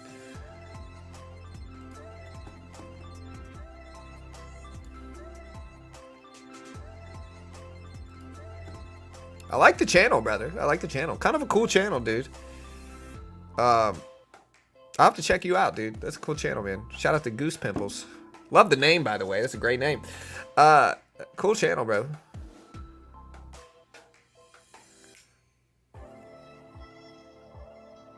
I like scary and paranormal videos, dude. But yeah. As for whether you should buy AMC, I'm in AMC. I hope it goes up. It's down a lot, and I think movie theaters are still going to be around. You know, again, what affected movie theaters the most over the last 5 years is the pandemic. Without question, movie theaters in general changed. So the standard of movie theaters changed. All right, after the pandemic, everybody was scared. Nobody went and saw movies. Because of that, they had to change the technology of it, where they started just going straight direct to streaming. And movie theaters realized that with less big movies, that it's actually probably more profitable to go to direct to streaming instead of taking the risk of doing a press run in theaters, right? That's what affected AMC the most. And again, you can kind of see it in their graph, right? If we look at AMC's graph here, if we look at their EPS or their revenue graph is really where you can see the biggest hit. Again, where do you see the biggest hit? You see it right after the 2020 year, you know? And so, yeah, you know, we took a big hit after that. And so, yeah, movie theaters in general took a big hit. And it took them a while to rebound. But again, that graph still looks pretty solid for me. AMC's down a lot. I'm not telling anybody to buy it. I don't know what it's going to do. But I think there's an argument for it. Again, it's down a lot. And I think movie theaters are still going to be around. And so that's I think, the argument for it. But we'll see. Chat, we'll see. Again, ARM's starting to bounce back. ARM at 98.50s.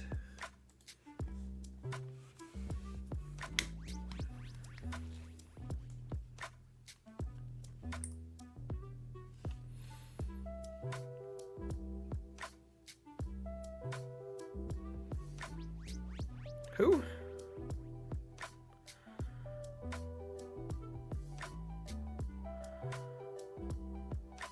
I don't want to buy your house, lady.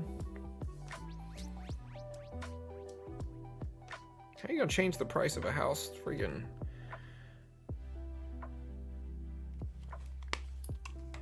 Four months later. I feel sad when made money, you guys lose. What? Yono say. Cinemark 17 to share. This is clear manipulation. I mean, it could be. Okay. Look.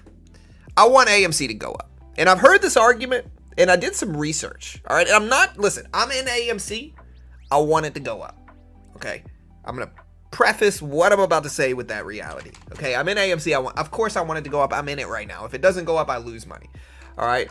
But if we look at Cinemark's EPS graph, right, which is earnings per share. If you don't know what that means, it's margins, right? It's how profitable the company is.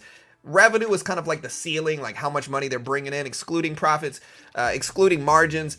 EPS is margin specifically. All right, so those are the main two metrics that you look out outside of guidance, but most metrics earnings wise revolve around those two things, whether they're future projections of EPS, historical counts of EPS, stuff like that. Right? If we look at the EPS of Cinemark, you know, speaking of Cinemark, they have mostly made, okay,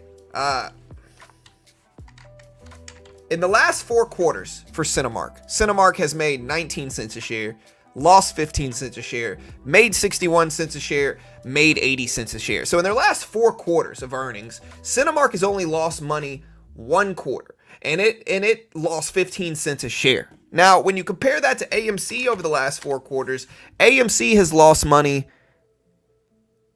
3 out of 4 quarters. In the 1 quarter where AMC didn't lose money, it came in at straight 0. So it didn't make money, basically. That's why Cinemark is priced noticeably higher than AMC, simply because it makes more money. The margins are better. It's bringing in more income. Somehow, I'm not saying how, I don't know how, why Cinemark has been more profitable. Could have to do with CEO decisions. I'm not sure, right? But looking at the numbers objectively, Cinemark has made money 3 out of the last 4 quarters. AMC hasn't made money at all in the last 4 quarters of income and results. And so I think you got to look at it under that lens if we're going to compare it to Cinemark. And again, I don't know why. I hope it goes up. You know, I hope they do make money. But yeah.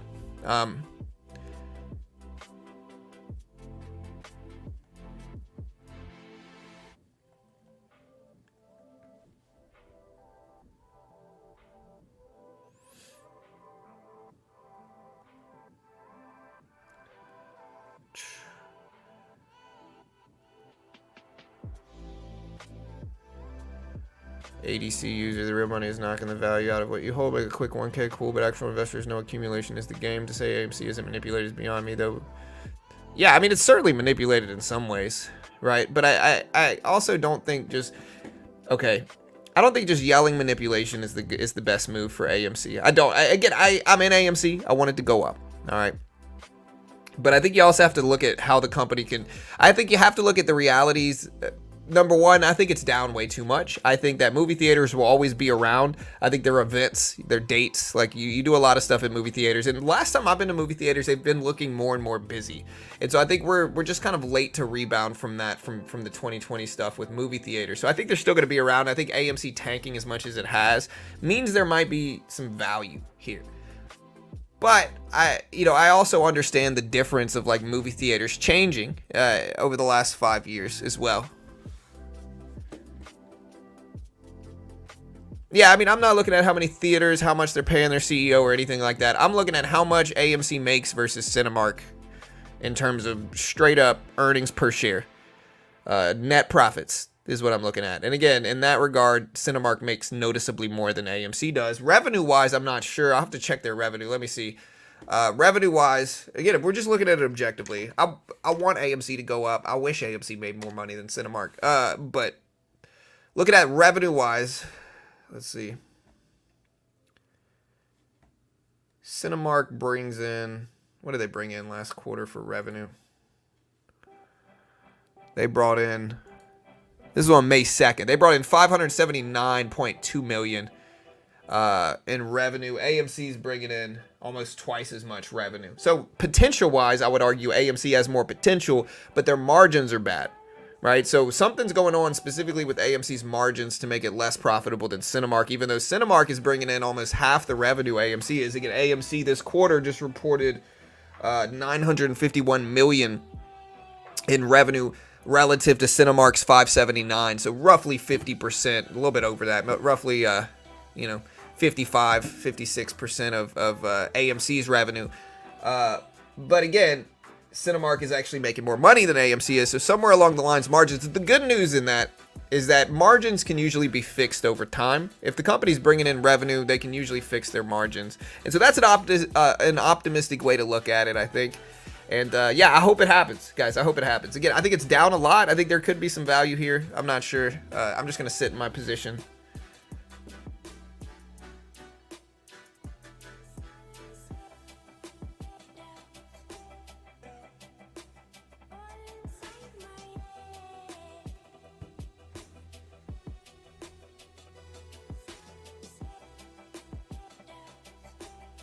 movie theater chains are doomed. There will be niche theaters in future long term, but that's that. Yeah, I mean, I don't know. I think people are always going to go to movie theaters. I think people are always going to go to movie theaters. At least into the deep into the future, I think people are going to go to movie theaters because I think that they're events, you know, that you take people on dates. I love movies and I love movie theaters. I think they're necessary. But yeah, I think maybe I think there is an argument for how movie theaters might lose market share over time by like direct to streaming stuff like that. But I also think that movie theaters are evolving as well. Like if you go to a movie theater now, you know, the last couple times I went, it's like a full, you know, it's like a full restaurant. Like I get served, there's a waiter, they can bring me food, they can bring me dessert, they can bring me alcohol, like they can bring me whatever I want. I get served food. There's sometimes they have like restaurants in them. So I think movie theaters are getting better. Booths, now you have assigned seating. Like I think they're getting better as well. And so, you know, I think people are always going to go to them. I just think they might be more reserved to the biggest movies now. You know, I think historically movies would come out and sometimes they were relatively low, more obscure movies that didn't perform the best in theaters. I think now movies that go to theaters are going to be the biggest ones. The ones like Dune, you know, Dune 2, good movie, great movie. I brought my 10-year-old to see it. A huge mistake. He hated it. He didn't want to stay there. Lesson learned. But point is, they're gonna keep movie theaters for movies like that, and I think they're always gonna have movies like that come out to them. But they might lose market share. But I think we're always gonna have movie theaters in general. You know.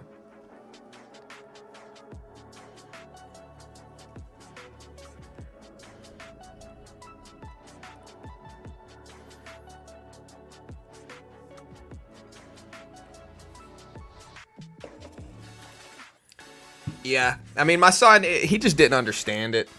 I don't know. I think you could argue Dune 2 could be for a 10-year-old. I think a 10-year-old like 30 years ago would freaking love going and see Dune, right? Because Dune is basically the same story as Star Wars. In fact, George Lucas got inspiration for Star Wars by reading Dune. Dune came out before Star Wars did, right? It's a very similar story to Star Wars. George Lucas certainly copied off of Dune a little bit, but and Star Wars is seen as a kid movie.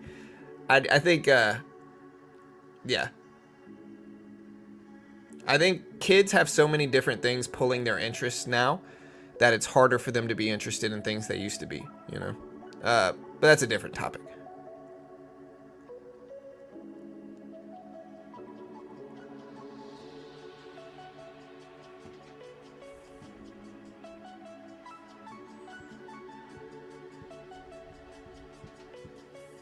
Yeah, AMC's still pretty sideways. Airbnb is down a lot, even though Airbnb mostly posted good numbers. We also had Robinhood have some numbers that are out. Here's Robinhood.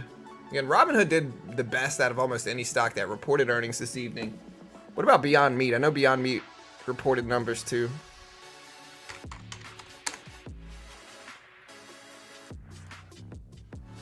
Beyond Meat down to 780s.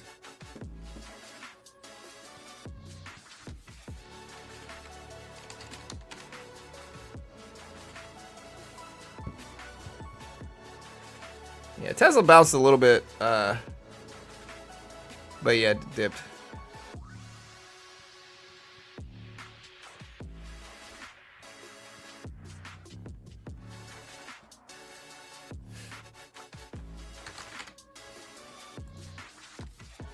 Yeah, I mean, I just try to be honest with people.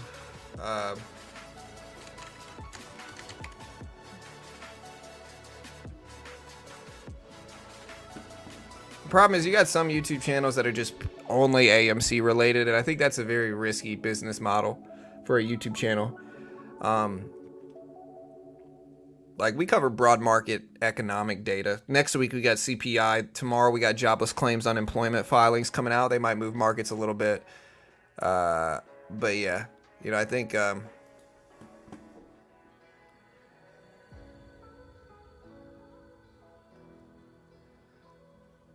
yeah, I mean, Cinemark did report numbers, but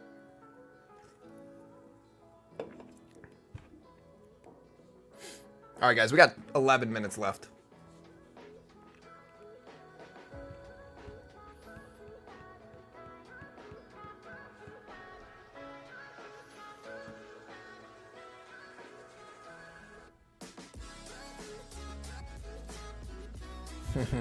Lawrence. Dan, yes, a no-brainer. Take fundamentals out of it and look at supply and demand of the float. Did MPW release? No. Not today. They're not today.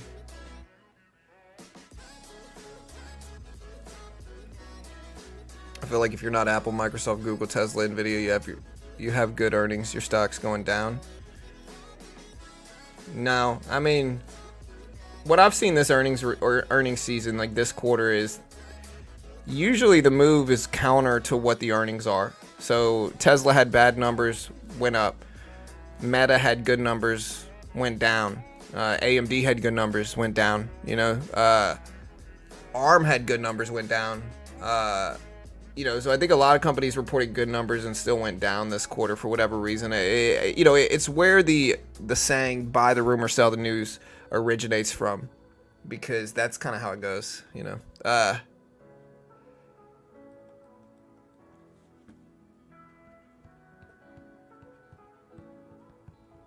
Palantir. Yeah, I know Palantir was a couple days ago. I'm in Palantir as well. I hope it goes up. All the ones that went down was from Ford guidance. ARM had good guidance, though. ARM had better than expected guidance. So it's not just that, but I think a lot of it has to do with extension, though. Like Tesla's down a lot over the last couple months, and so no matter what, I think there's just a lot of room on the upside after it. Yeah. I don't know a ton about Ferrari's business model. I know they're really exclusive with who they sell cars to, though, which I think is probably the worst model.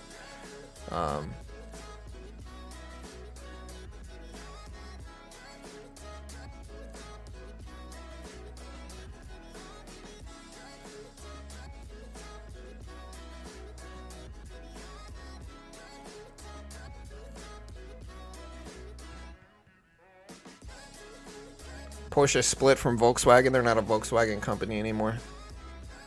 I don't know, man. Porsches are worth too much, or value too high for my taste here. Like, look, like Porsches are cool. I've seen some of the new ones. The new ones are cool, but like, I don't know, man. I think they're like, look, okay. The Taycan GTS is like $200,000, dude. Like, look, it's cool. It ain't $200,000 cool. Like, if I'm spending $200K, I'm gonna get a freaking McLaren or a Lamborghini or something. Like, I'm not gonna get a Porsche, you know. If I want a Porsche, a 4-door sedan Porsche, I'm gonna spend like $90K or something. You know what I mean? Like, I'm not gonna spend $200K on a freaking, you know, it's just not worth it. Like, if I'm gonna spend $200K on a car, which I'm not going to anyway, to be honest. But if I was, you know, I'm going to get something that's a little bit more unique than a Porsche.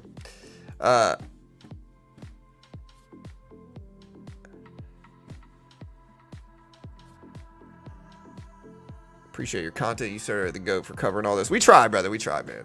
Again, it's all good. We didn't have much going on this today, so we went. Thank you guys. We did break. We did break 136,000 subs, so thanks so much, chat. I appreciate it.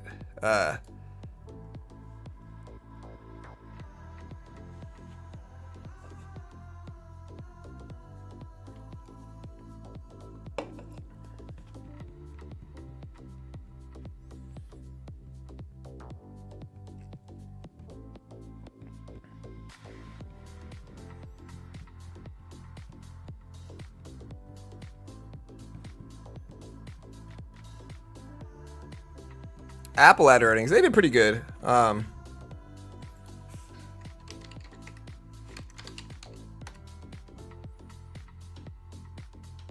Apple's flat on the day. That's fine. I'm in Apple. I hope it goes up. All right, guys. We got five and a half minutes left.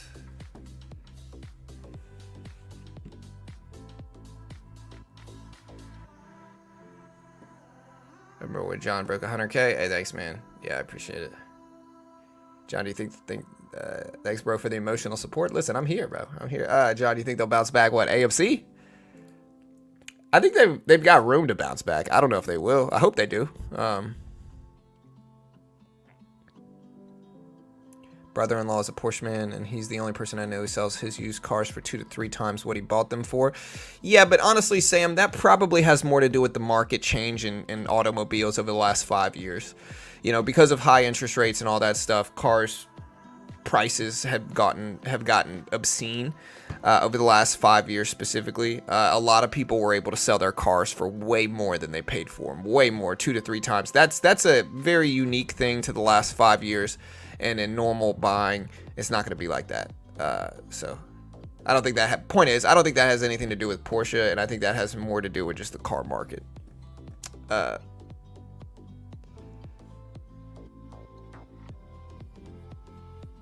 Taycan is cool for daily driver. Yeah, I mean, but it's not 200,000 cool. You know, it's just not.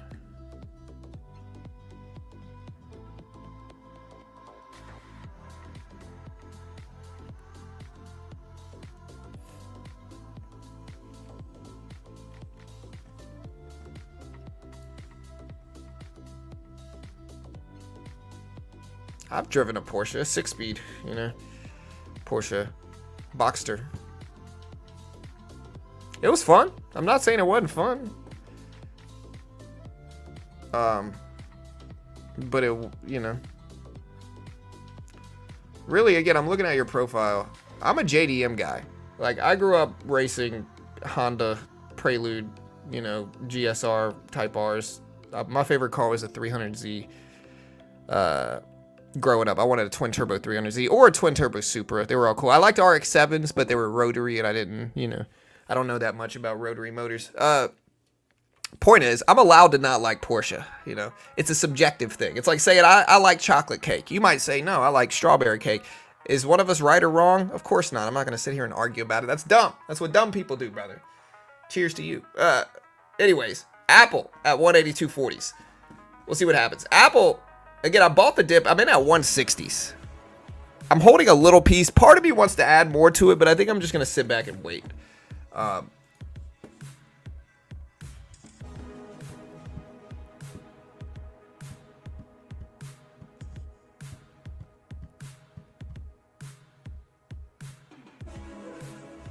Yeah, the SDIs are cool. That VTEC, brother. That VTEC, man. I had a cold air intake, and I would put it in VTEC when it kicked in. I can't remember when does VTEC kick in? Like 3,000 RPMs. I'd pull it up to there in a roll, and everybody thought I had like a turbo, you know, because the cold air intake would hiss a little bit. It was fun, man. I was a teenager. It was fun. The car ended up getting destroyed in Hurricane Gustav. My favorite car ever. It was an H22 Honda Prelude.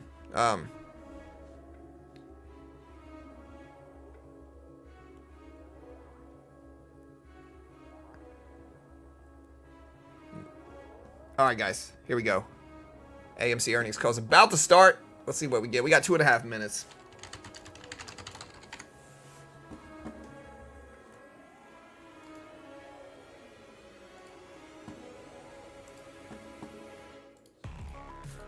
All right. All right, so we're here. We're waiting. It starts in 2 minutes. I gotta switch my headphones out. I'm glad I remembered. I almost forgot.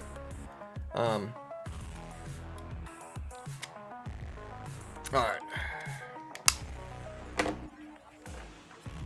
Dude, my shoulder is hurting, man. I hurt my shoulder at jiu-jitsu, dude. It hurts, man. Ooh, it's a rotator cuff injury for sure. It feels better today, though. Here, hold on. Let me fix this.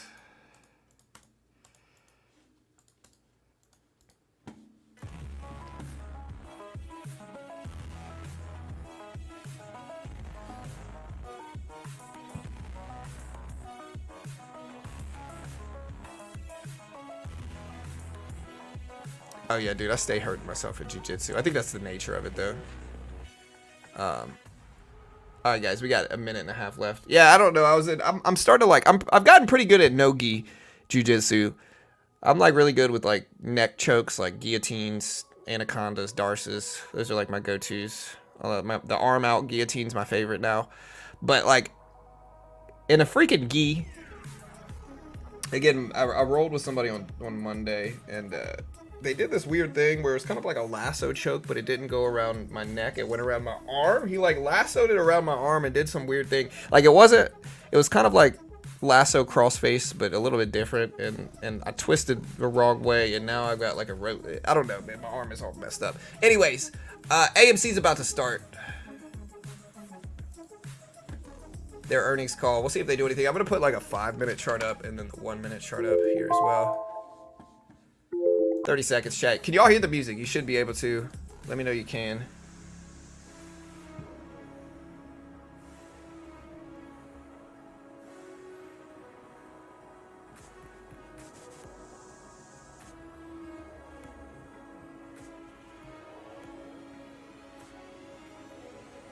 Yeah, I'm better at no-gi, David, for sure.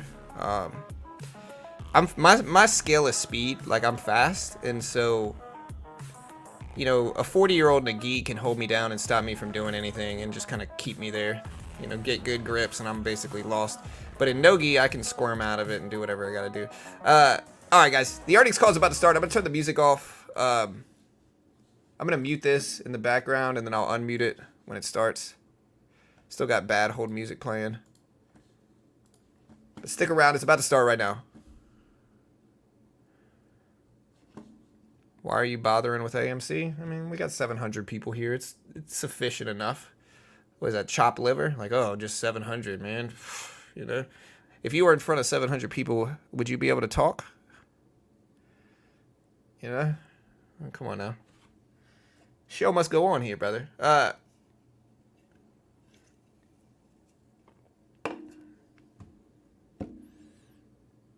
I'm probably not buying more. I'm probably just gonna sit in what I'm in already.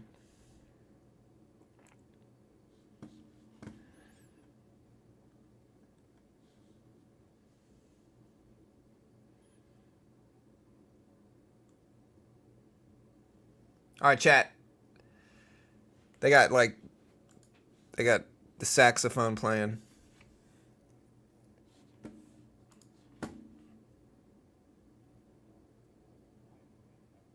Dude, the call is leaked. AMC Entertainment Holdings, Inc. First Quarter 2024 Earnings Webcast. At this time, all participants are in a listen-only mode. A question-and-answer session will follow the formal presentation. If anyone should require operator assistance during the conference, please press *0 on your telephone keypad. I heard somebody in the background. They didn't realize the call had started. They were talking about going to the bathroom. I would now like to turn the conference over to your host, John Merriweather, Vice President, Capital Markets and IR. We're about to get some juicy stuff. Anyways, Thank you, Joe. Good afternoon. I'd like to welcome everyone to AMC's First Quarter 2024 Earnings Webcast. With me this afternoon is Adam Aron, our Chairman and CEO, and Sean Goodman, our Chief Financial Officer. Before I turn the webcast over to Adam, let me remind everyone that some of the comments made by management during this webcast may contain forward-looking statements that are based on management's current expectations. Numerous risks, uncertainties, and other factors may cause actual results to differ materially from those that might be expressed today. Many of these risks and uncertainties are discussed in our most recent public filings, including our most recently filed 10-Q and 10-K. Several of the factors that will determine the company's future results are beyond the ability of the company to control or predict. In light of the uncertainties inherent in any forward-looking statements, listeners are cautioned against relying on these statements. The company undertakes no obligation to revise or update any forward-looking statements, whether as a result of new information or future events. On this webcast, we may reference non-GAAP financial measures, such as adjusted EBITDA, constant currency, free cash flow, among others. For a full reconciliation of our non-GAAP measures to GAAP results, please see our earnings release posted in the Investor Relations section of our website earlier this afternoon. After our prepared remarks, there will be a question-and-answer session. This afternoon's webcast is being recorded, and a replay will be available in the Investor Relations section of our website at amctheaters.com later today. With that, I'll turn the call over to Adam. Thank you, John. Good afternoon, one and all, and thank you for joining us today. Against the backdrop of an industry box office that was hampered by Hollywood's strike-induced production delays, AMC once again outperformed. We exceeded Wall Street expectations for total revenues, adjusted EBITDA, net income, and diluted earnings per share. It was no surprise to most astute observers that the number of major film releases in the first quarter of 2024 would be greatly reduced because of production delays caused by the 5-month-long actors and writers strikes of 2023 in Hollywood. Indeed, we saw that one major studio had its first quarter domestic box office revenues decrease by an astounding 98% compared to the first quarter of 2023. That studio's decline was not because of some strategic shift to streaming or a disinterest by consumers in going to movie theaters. It was solely because they were not able to release new films into the market due to the actors and writers strikes of midsummer last year.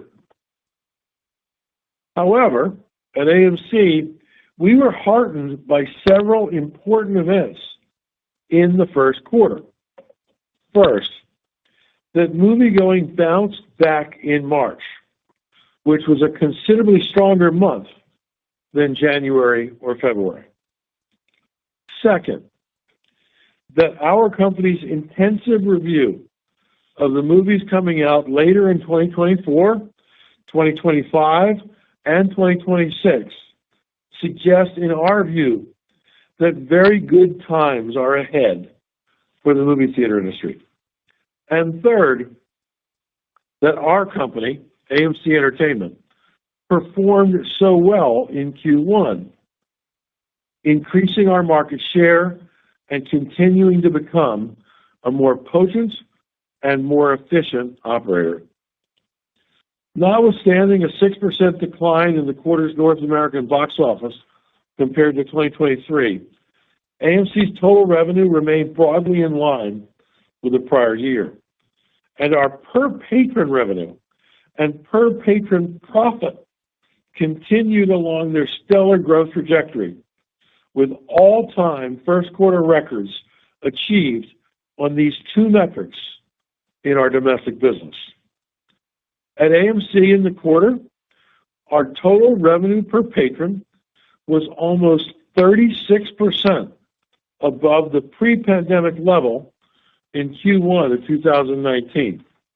And even more impressive is that our contribution margin per patron, defined as total revenue, less film exhibition costs, and less food and beverage costs, divided by the number of patrons, was almost 44% above pre-pandemic Q1 of 2019.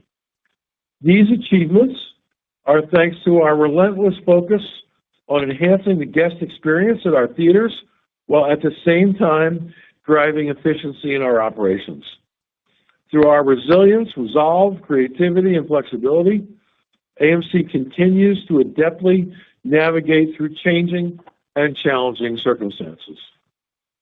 Our surging revenues per patron and surging profit per patron numbers are why at AMC we believe that there is now a path for AMC to achieve the same levels of EBITDA that we enjoyed pre-pandemic, even at lower levels of revenue.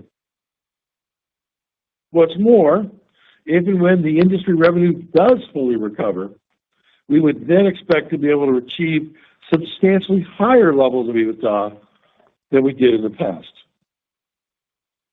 Moviegoer sentiment is clear. Guests want to see movies on a huge silver screen, and they are consistently willing to pay more for the best possible experience. That certainly favors AMC, as we have more premium large format screens, namely IMAX, Dolby Cinema, and Prime, than any other cinema operator in the world. Consumers are also paying up for innovative food and beverage offerings, and AMC continues to outsell all our major competitors in F&B.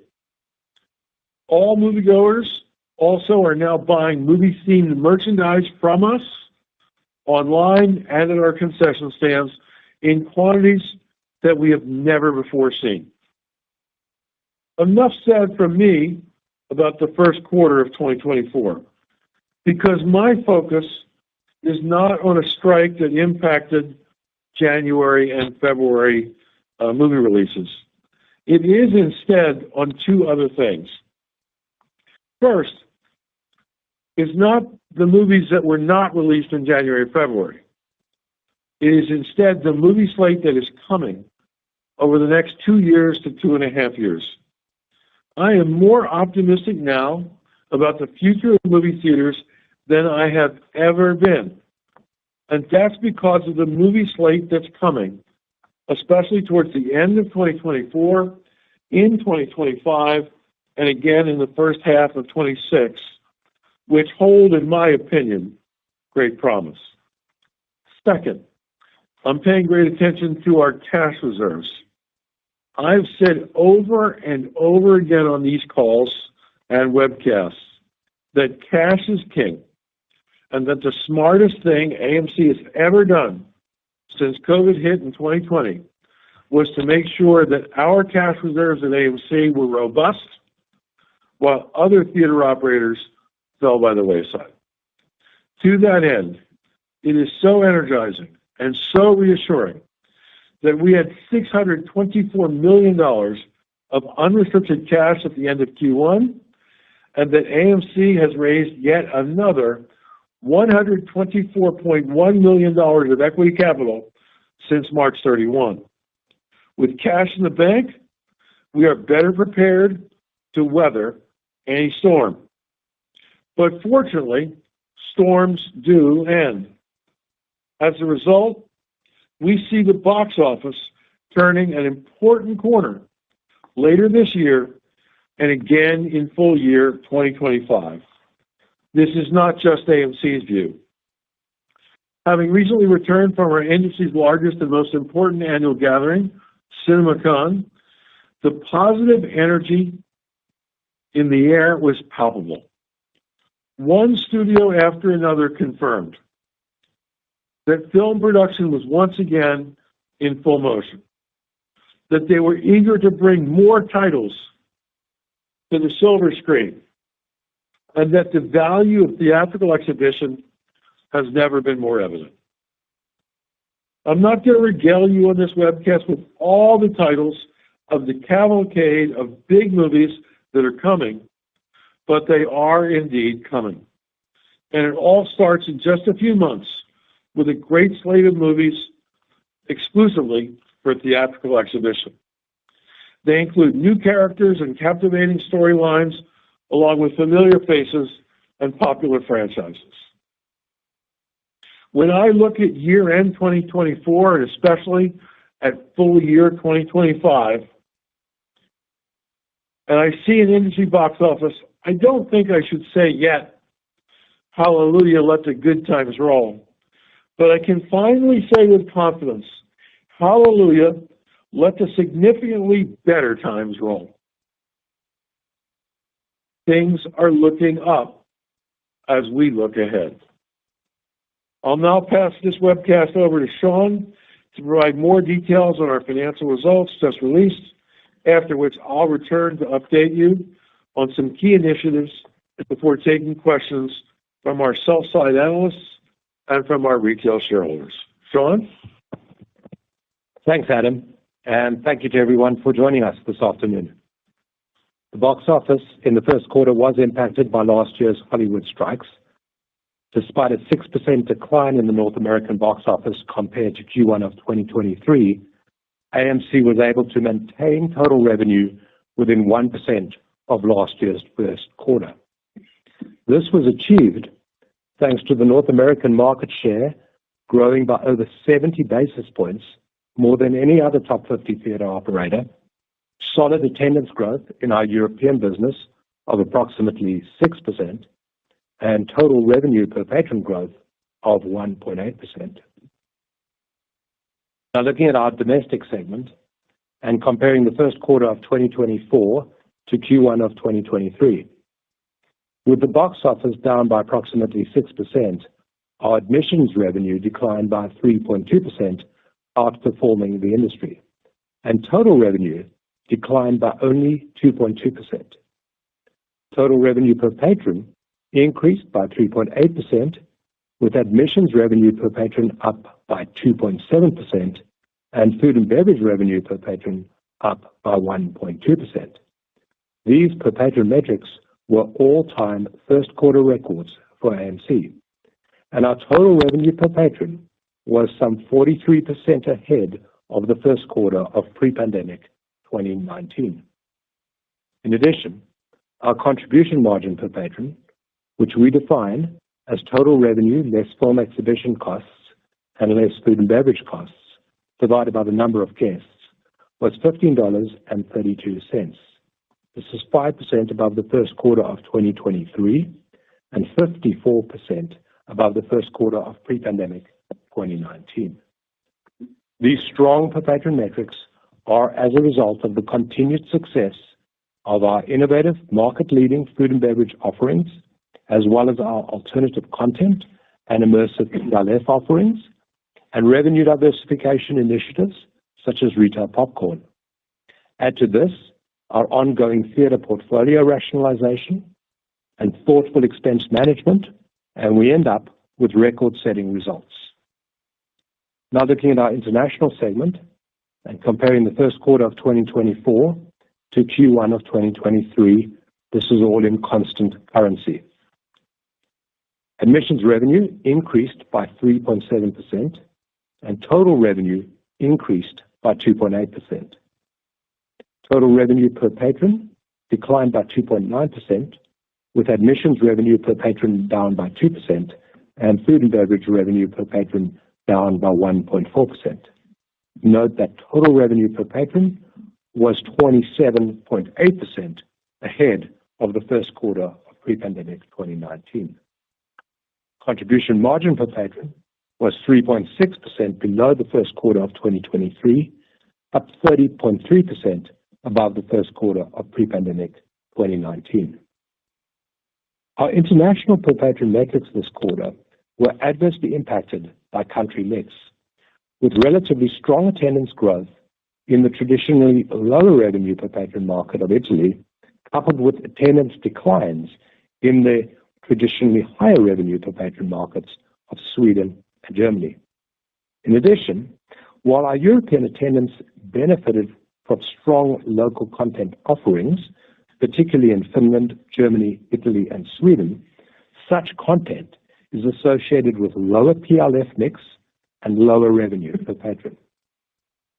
As we continue along our recovery glide path, we will maintain our focus on providing a differentiated, high-value guest experience at our theaters across the globe and profitable revenue growth through diversification initiatives such as retail popcorn, AMC-branded candy, and the distribution of alternative content. All of this while paying very close attention to our overall operating efficiency.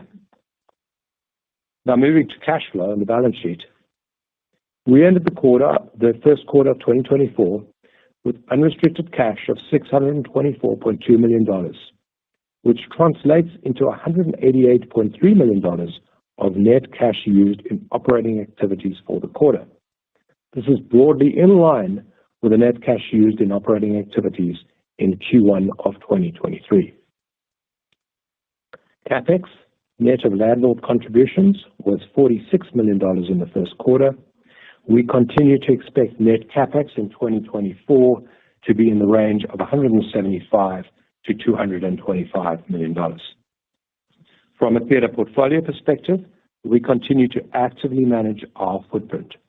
During the first quarter, we closed 4 underperforming locations and we added 1 new high-performing theater. This will bring the total number of locations closed since the pandemic began to 169 and the total number of new locations opened to 60 for a net reduction of 109 locations or 10.9% of our locations at December 31st, 2019. And we continue to see that the 60 new locations clearly outperform the 169 closed locations. To ensure our ongoing recovery and position us to thrive as our industry grows, our top two capital allocation priorities must remain. Number one, we must ensure that we have sufficient liquidity to manage through our recovery phase, including the impact of last year's Hollywood strikes. And number two, we must strengthen our balance sheet by extending debt maturities and improving our financial leverage. During the first quarter, we exchanged $17.5 million of debt for roughly 2.5 million shares of common stock, recording a profit of $5.8 million. And we also repaid approximately $8.4 million of deferred rent. The deferred rent balance at the end of Q1 was $47.9 million, and we would plan to reduce this balance by another approximately $12 million by the end of 2024. Thus far, during the second quarter of 2024, we have raised $124.1 million of gross equity proceeds, excluding commissions and fees, through the sale of approximately 38.5 million shares under our existing ATM or at-the-market offering program. So overall, since the beginning of 2022, so over the last 2.3 years, we've raised nearly $1.2 billion of gross equity capital. We've lowered the principal value of our debt and finance leases by $707 million through debt repayments, repurchases, or exchanges of debt for equity, and we've repaid $267 million of deferred leases. This all for a total reduction of debt and deferred leases of $974 million. This debt reduction has also lowered our annual cash interest expense by approximately $60 million. These actions have prepared us to face with confidence a relatively weak box office in the first half of 2024. And while the second quarter is forecast to be well below 2023's record second quarter, that quarter benefited from the tremendous success of titles such as Super Mario Brothers, Guardians of the Galaxy, and Spider-Man Across the Spider-Verse. We are increasingly enthusiastic about the second half of the year and a return to a strong and vibrant post-pandemic growth trajectory. And now I'll hand the webcast back over to Adam. Thank you, Sean. Before taking your questions, I'd like to bring you all up to date on 5 ongoing initiatives at AMC. First is our continuing dialogue with several of the world's greatest musical artists. As you know, for the first time in our company's history, in late 2023, we surprised the world with our Taylor Swift and Beyoncé concert films. That appears to be the gift that keeps on giving, because ever since, we've been in conversation with artist after artist after artist after artist, some of the biggest names who routinely fill arenas and stadiums the world over. That has led to an announcement just yesterday of our collaboration with 9-time Grammy winner and 2-time Academy Award winner Billie Eilish. In partnership with Apple Music and Interscope Records, next week, on May 16 and 17, our AMC Theater Dolby Cinemas will be an integral part of the launch of her new album, Hit Me Hard and Soft. In a special listening event, Billie Eilish fans will be able to hear the new album in Dolby Atmos sound exclusively at AMC Theaters the day before the album is released to the public. The visual content on screen has been carefully selected to delight those in attendance. This is just the beginning of the innovative programming that will be coming to our theaters from our new distribution arm, AMC Theaters Distribution. While the Billie Eilish listening event will take place only at AMC locations, we took great pride that so many of our fellow movie theater operators were included in our efforts with Taylor Swift and Beyoncé. We expect going forward that some of our activity in this sphere will be exclusively held at AMC locations only, and that other activity cooperatively will be shared across our entire industry. Second, let's talk briefly about the success of AMC's Retail Popcorn Initiative, which just now has celebrated its one-year anniversary. Initially offered exclusively at Walmart, with ready-to-eat popcorn at just 550 locations, but within weeks thereafter, we introduced our microwave popcorn varieties, and we expanded to some 2,600 Walmart stores, as well as to Walmart.com. Sales have been brisk, and more retailers have decided to carry our branded popcorn for the home. Today, AMC's Perfectly Popcorn is now sold at 6,500 points of distribution, or nearly 12 times as many locations as when we first launched a year ago. We've added Amazon.com as well, and grocery juggernauts Publix and Kroger to our distribution channels, and we are ambitiously pursuing further growth, adding more grocery chains as we look ahead later this year and next. The third topic to discuss today is our exploding food and beverage sales numbers, which lead the industry among major operators in the United States. Naturally, we're pleased that the New York State Legislature just weeks ago agreed to allow movie theaters to serve alcohol, a ban that has been in place for almost a century, believe it or not. This means for us that we can have lucrative liquor sales at 30 more AMC movie theaters across the state of New York. Beyond that, our culinary team continues to work passionately on innovative in-theater food and beverage offerings. For example, at more than 400 AMC theaters across the country in the United States, we've just added new, fresh donut hole offerings in multiple flavors to sweeten the movie-going experience.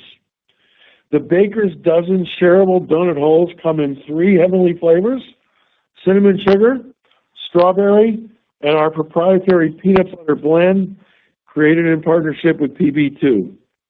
Every serving comes with a container of warm icing to make each bite even sweeter and to add just a few calories to this neat little offering at AMC.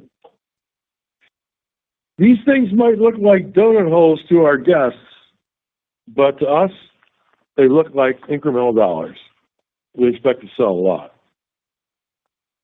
Similarly, we're innovating at our 50 dine-in theaters as well, where guests are served a more comprehensive food and beverage menu. We've added 4 entirely new offerings: new artisan pizzas with 5 different toppings, 2 new chicken sandwich choices, each nestled on a toasted brioche bun, a new Caesar salad with chicken to complement our already popular Cobb salad. And last but certainly not least, again, to satisfy those sweet tooth or teeth, we've introduced milkshakes in 5 flavors, including chocolate with Ghirardelli chocolate syrup, vanilla, strawberry, peanut butter with a Reese's peanut butter sauce, and an Oreo shake with Oreo cookie pieces mixed in. It's no accident that AMC Food and Beverage leads the way in our industry. We devote substantial resources to imaginatively understanding the flavor palette and the diverse tastes and appetites of AMC moviegoers. The fourth topic to discuss quickly, at our European theaters, we have just introduced an intriguing innovation which we've named XL. We have branded more than 60 of our larger screen auditoriums, but screens that would not necessarily qualify as a premium large format. We've given them an XL name, XL for extra large, of course, and gently nudge into the market a small premium price in these auditoriums. We're watching the success of this new product very closely to see if we should expand the concept further in Europe and or to our U.S. theaters as well. And finally, fifth, we are taking our AMC Investor Connect program very seriously, both to reward our shareholders and to stimulate added patronage at our theaters from the more than 1 million members in this program. In the summer of 2021, AMC launched AMC Investor Connect, of a first of its kind program in which our shareholders were invited to enroll so that we could engage directly with them. Investor benefits to our retail shareholders through AMC Investor Connect have included shareholder-exclusive promotions, NFTs, free or discounted items, invitations to special screenings, and communications directly from me as CEO of the business. Our continued commitment to AMC Investor Connect recognizes the important role that our retail shareholders have played in getting AMC through these past difficult COVID and strike-impacted years, and the program is designed to provide them with truly exclusive rewards and benefits. Especially knowing that there are many retail shareholders listening to this webcast right now, can I remind you all that at 7 p.m. local time tonight, in our IMAX, Dolby Cinema, and AMC Prime auditoriums, we are offering a special advanced screening of Disney's stunning new movie, that's right, Kingdom of the Planet of the Apes, which opens to the general public this weekend. We hope you enjoy it.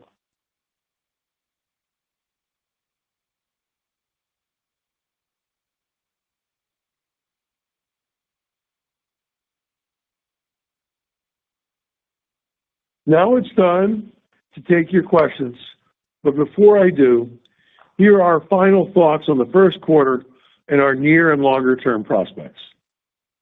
In the first quarter, AMC exceeded all expectations, a quarter that admittedly was impacted by last year's Hollywood strikes.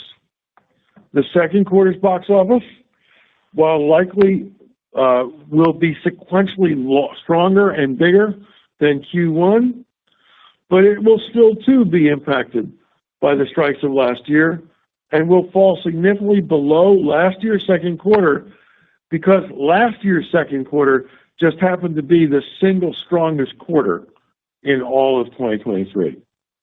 However, when we speak again in August, after the second quarter is in the books, based on what we know today, we believe that the summer box office will be strong, healthy, and growing. AMC is poised handsomely to benefit as our movie-going audience will be thoroughly entertained next summer by titles playing at an AMC theater near you, including Disney's Deadpool and Wolverine and Universal's Despicable Me 4 and Twisters. And looking beyond just the summer, we similarly are excited about what we anticipate for the fourth quarter, with such blockbusters titles as Warner Brothers' Joker, Folie à Deux, Universal's Wicked, bringing to the screen the Broadway musical that has run for decades, and more, like Disney's Mufasa the Lion King and Sony's Venom, The Last Dance. I could go on and on and on about the movies that are coming in 2024. But not only are we confident about the second half of 2024, we are also literally enthralled about an accelerating box office recovery as we head into 2025 and on into 2026. The box office in 2025 should be materially stronger than it has been in several years.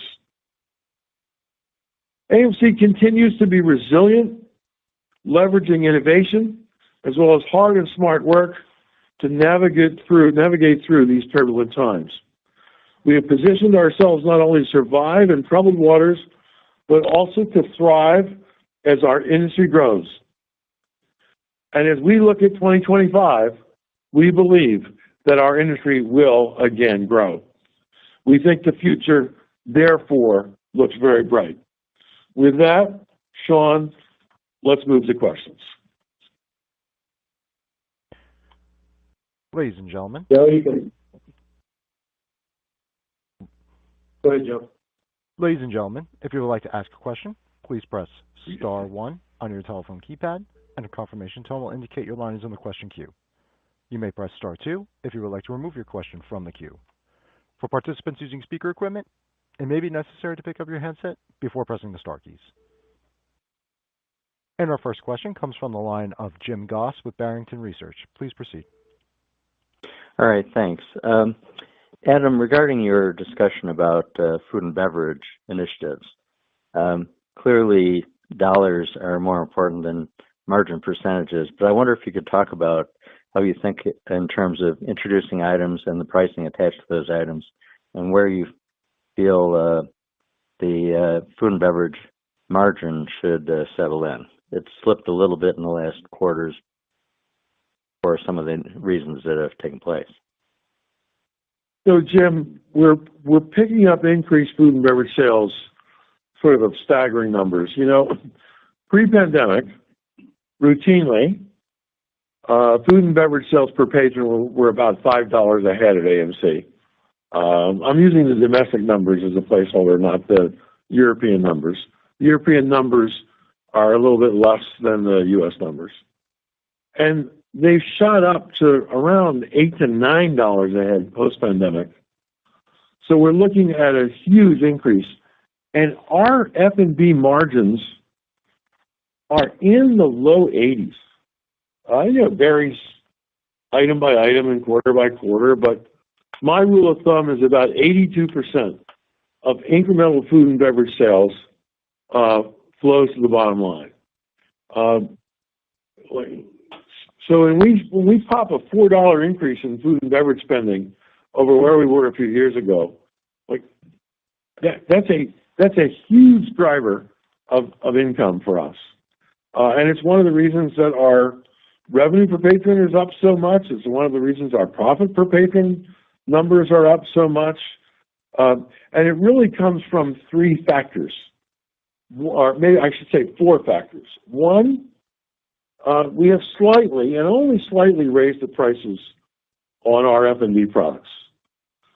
Second, though, more and more people are stopping at our concession stands and buying food and beverage items from us.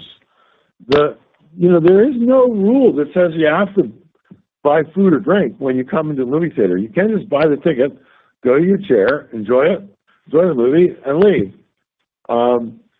But what we have seen over the last couple of years is that we're doing a much better job in capturing more people to stop the concession stand and buy. The third factor is they're buying more items. So where someone used to buy one item, maybe they're buying 2. If they're buying a drink and a popcorn, maybe they're buying a third item as well. If they're buying 3 items before, now they're stocking up and buying 4. If there are multiple people in the party, maybe more people in the party are taking items individually in the theater. And then the fourth item, and this is one of the issues that might affect food and beverage margins a little bit, are merchandise sales at the concession stands, which are not as high a margin as 82%, but they're still very attractive margins. 3 or 4 years ago, we didn't have any merchandise sales at our concession stands, like literally 0.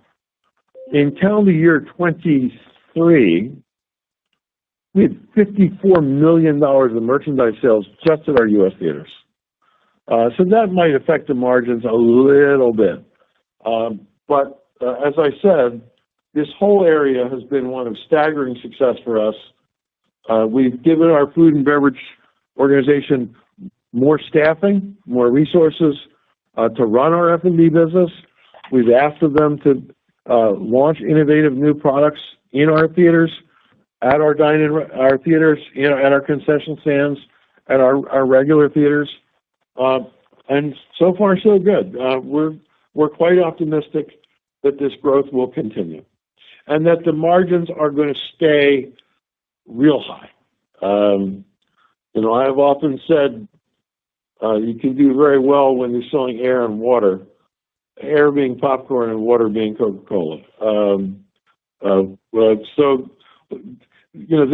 whole industry has been pretty successful in improving its F&B numbers over the last few years, but AMC has really led the way. We've outpaced everybody else. Okay, thanks. And just one other one. And if we use the Billie Eilish concert or a pre-recorded concert as an example, is this something you think you could then share with cinema competitors, or is that just a one and done sort of thing? Or could you do a limited run at AMC, like every Wednesday or something of that nature, to take advantage of it, but not interfere with your first run theater or first run films? So when you talk about every Wednesday, that means 52 Wednesdays. Well, or not necessarily, just some pattern. No, I know, but what I was about to say, with 9 Grammys and 2 Oscars, there aren't 52 Billie Eilishes. So I don't, and it's a tremendous amount of work to get these artists to agree to showcase their talent in our theaters. But that having been said, I don't think we'll be doing 52 a year of them. But I do think that we'll be doing several per year. Even a one-time listening event is lucrative for us on a per-screen basis. And of course, the Taylor Swift and Beyonce concert films were enormous for AMC. They represented more than 15% of our total profitability for the year last year, if you look at the EBITDA they generated. I do think that many of the, I do think that, I know from having talked to so many people who are either the artists themselves or representing the artists, that there's a lot of interest in the movie industry generally based on what we pulled off collectively for Taylor and for Beyonce. I would expect several major projects a year. I'm really excited about this listening event for Billie Eilish because it's not a concert film. It's her new album release, which they put some visuals to. Is it possible that a lot of major artists will look to movie theaters as an intriguing way to launch their albums and to garner extra publicity and fan interest, especially auditoriums equipped with something as industry leading as Dolby Atmos sound? We put together the Billie Eilish thing with pretty tight timing. So it really wasn't practical to try to take this one to our competitors. But the success of Taylor and Beyonce was that we did take it to our competitors. It wasn't just an AMC thing. It was an industry thing. We had a very good market share, but it was an industry-wide effort. And we're going to be working very hard with our fellow movie theater operators through AMC Theaters Distribution, our distribution arm, to offer experiences not only at AMC, but also to take them to our competitors' theaters as well. So I really think it's an industry-wide opportunity, but AMC is blazing a new trail, and we're way out in front. And the summary is some of it we'll wind up doing ourselves alone, exclusively, and others we will certainly take to our competitors. I have to say, this is one circumstance where our competitors have been fabulous to work with. We fight like cats and dogs all year long, but on pulling off Taylor Swift and pulling off Beyonce, so many of the names that you would recognize as major theater chains in the U.S., in Canada, in Mexico, in Europe, and globally. We're our best possible partners in this effort, and we would expect to be able to bring more such experiences to them either later in 2024 or in 2025. All right. Well, thanks very much for taking my questions. Thank you, Jim. And the next question comes from the line of Alicia Reese with Wedbush Securities. Please proceed. Good afternoon, gentlemen. I'm looking at the dynamics around market share in film rent. And so I'm just looking at, there are a few titles in the quarter that drove most of the box office, particularly domestically. And a lot of that coming from Dune, which presumably led your market share gains in the quarter, as you have the largest footprint of IMAX screens, and that played very well on IMAX. But I'm wondering if you could talk, at least qualitatively, about the dynamics that drove your film rent substantially lower year over year. Sure. Sean, I'll throw in something, and Sean will take it in addition. If you look at the first quarter, there were fewer big blockbuster films and more middle-sized films that were in our theaters that did really well. And if you look at we've never really disclosed our deals studio by studio, but they tend to be on sliding scales where studios command a higher film rent on higher grossing films.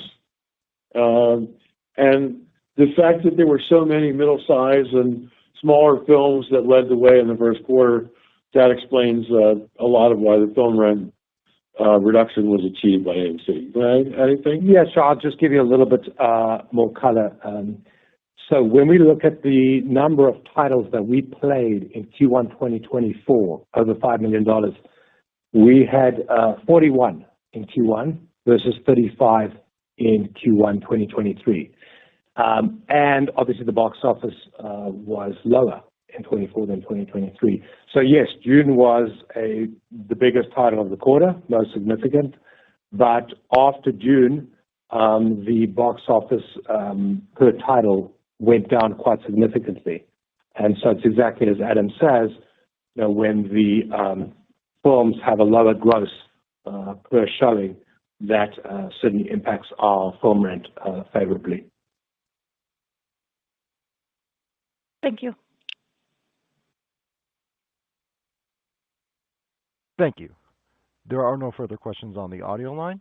I would like to turn the call back to management for retail shareholder questions. Thank you, operator. Okay, Sean, so what questions have come in from our retail shareholders? So the first question is related to market share as well. And the question says that, AMC has been growing market share in the U.S. market while at the same time closing underperforming theaters. So can you comment about what we can attribute this success to? And do we see this market share growth as sustainable as the industry recovers? Sure. So, yeah, it's a pretty impressive trick to increase your market share when you're closing 100 theaters. But that's exactly what we did. And part of it is, and as you mentioned in your earlier remarks, our 70 basis point improvement in market share was a higher market share growth than was achieved by any of the 50 largest movie theater circuits in the United States. That's very encouraging for us. Part of it is because we think our theaters are in good shape. Part of it is because we think we've got very strong marketing, which I'll talk about later. But also, what's really interesting is that the theaters that we are closing were our older, more tired theaters, buildings that were sort of at the end of their 20 or 30-year useful lives that weren't grossing all that much. And the theaters that we opened were shiny new ones in great locations, usually opened with reclining seats to start. And as it turns out, it's incredible but true, the 60 theaters that we opened outgrossed the 169 theaters that we closed. So we're replacing older, tired, unsuccessful theaters with thriving ones. And some of the ones that we've opened are amongst literally our highest grossing, most profitable theaters in all of Europe and in all of the United States. Terrific. And the next question is about AMC Cinema Suites. Question here is looking for an update on Cinema Suites, and is there a chance that we release these products on the retail channel? So Cinema Suites is doing great. We're very pleased. As you all know, I think it was in the fourth quarter of 2023, we unveiled a proprietary house brand of premium gourmet candies, chocolate-covered peanuts, chocolate-covered raisins, chocolate-covered almonds, chocolate-covered pretzels. Four different SKUs. We say they're premium gourmet candies because they have a lot more chocolate. And we tend to charge the same price for Cinema Suites as we charge what I might call regular branded candies that everybody knows and loves. They've been selling well. We've been they're nicely ahead of expectations. We've had no problem with the supply chain and getting these delivered to us in quantity. And I would think that we would, in fact, take them to the retail market at some point going forward. Exactly when, I don't know. It's not the highest priority. There are other things that are higher on the list of things to do to make more money for AMC. But Cinema Suites has done great. We're glad we did it. Great. And then the next question is about our capital expenditure. Can we provide some color on AMC's CapEx spend? Where are we allocating the money? Well, since your nickname around here is Dr. No, and you're the one who's rationing with capital, and we've done everything in our power not to spend capital expenditures at the moment, because our preference has been to build up our cash reserves for a rainy day. Why don't you answer the CapEx question? Thanks, Adam. Well, it's true, we are very disciplined in our capital spend, particularly during this recovery period. But the good news is that AMC has a very large number of high return investment opportunities. Right now, we're prioritizing those investments that maintain our existing buildings, our existing equipment, our IT capabilities, so that we can continue to provide the best possible guest experience. But we're always allocating our capital to the best risk-adjusted return opportunities, and we'll continue to do that. When I look to the future and I see sort of the pipeline of attractive investment opportunities we have, they include our premium large format auditoriums, sight and sound upgrades, automation of the guest experience, theater seating, etc. So again, there are many very attractive opportunities, but now around 75% of our capital spend is really focused on maintaining the assets to continue to provide the best possible guest experience. Thank you, Sean. And I might add that I think the priority of spending has been maintenance CapEx first, because we have to keep our theaters in decent shape. But to the extent that we have additional monies in the door, our priority has been to use that to build up our cash reserves. My comments in my earlier prepared remarks of cash is king, it's a serious comment. I do believe that one of the reasons why AMC has defied gravity the last 4 years and surprised a lot of people who thought we might run into trouble that we didn't, is we built up our cash reserves intelligently. But having said that, there are so many interesting ways that we could reinvest in the business. And I personally think the most lucrative of those ideas is, as you said, the increased premium large format screens. I hope that we can add more IMAX screens and Dolby Cinema screens. We are the largest IMAX exhibitor in the world outside of China. We're the largest Dolby Cinema exhibitor in the world. We have about half of the IMAX locations in North America. We have all the Dolby Cinema locations in North America. Those auditoriums do extremely well. And if we can rustle up some capital expenditure money to do it, adding more of them is a great idea. Agreed. Next question here is related to debt.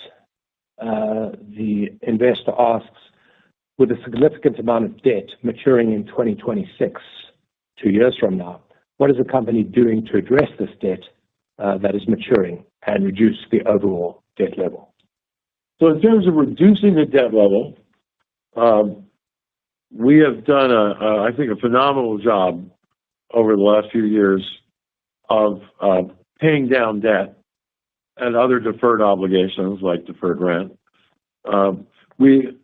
In the last 2 years, roughly, we've paid off almost $1 billion of long-term debt and other deferred obligations, which is encouraging. We've done that in part by buying a lot of debt back in the open market at a discount, which means you're doing it at a profit, which is also good. Still realizing we are playing a capital allocation game of reducing debt, buying in debt, versus investing in the business through CapEx versus building up our cash reserves. It's a bit of an art form, which actually, Sean, you manage this process day to day. And we've paid off or reduced so much of our debt and obligations. It is kind of staggering to me that we had to borrow about $2 billion to survive COVID. And yet, if you look today at our net debt, AMC's net debt today is less than it was just prior to COVID. So how is it possible that, we had to borrow $2 billion to survive, and yet we have less debt today than we had going into COVID? And the answer, of course, is because we raised a lot of equity and we paid down debt, which is important for us to do. Looking forward, we still have about $4.5 billion of debt. Not much matures before 2026, but there are huge maturities in 2026. And I can assure everyone listening to this call today that the management of this company, which has been pretty smart in how we've navigated ourselves through the pandemic heretofore, and a leveraged balance sheet without a lot of EBITDA heretofore, that same management team is wholly focused on the debt maturities that are due in 2026. This is not something that we're going to look at next year or the year after that. We've been working with our board of directors and our investment banks for almost a year now in discussing the smartest ways to extend the maturities of our 2026 debt into future time periods. The good news is that we have lender syndicates who generally like AMC, have worked with us before, are working with us now. I'm hopeful that we will come to some conclusion that will allow us to push out the debt maturities from 2026 into future periods. There's nothing to announce yet because there's nothing that's final or done yet. There's no agreement that's imminent, like it's going to be announced in a day or a week. But it has our highest attention. We know about our obligations coming forward. We intend to refinance if at all possible, and we're hopeful that we can do so on attractive terms. Absolutely agreed. And then the last question that we have is relating to the upcoming shareholder meeting. There's a question here. I would like to vote at the upcoming shareholder meeting, but how do I vote? I've not received any proxy information. Well, I hope you all do vote, for those who own shares, that is. I hope you all do vote. In prior years, the voting numbers at AMC have been pretty low. because it has been the habit of some retail investors not to vote.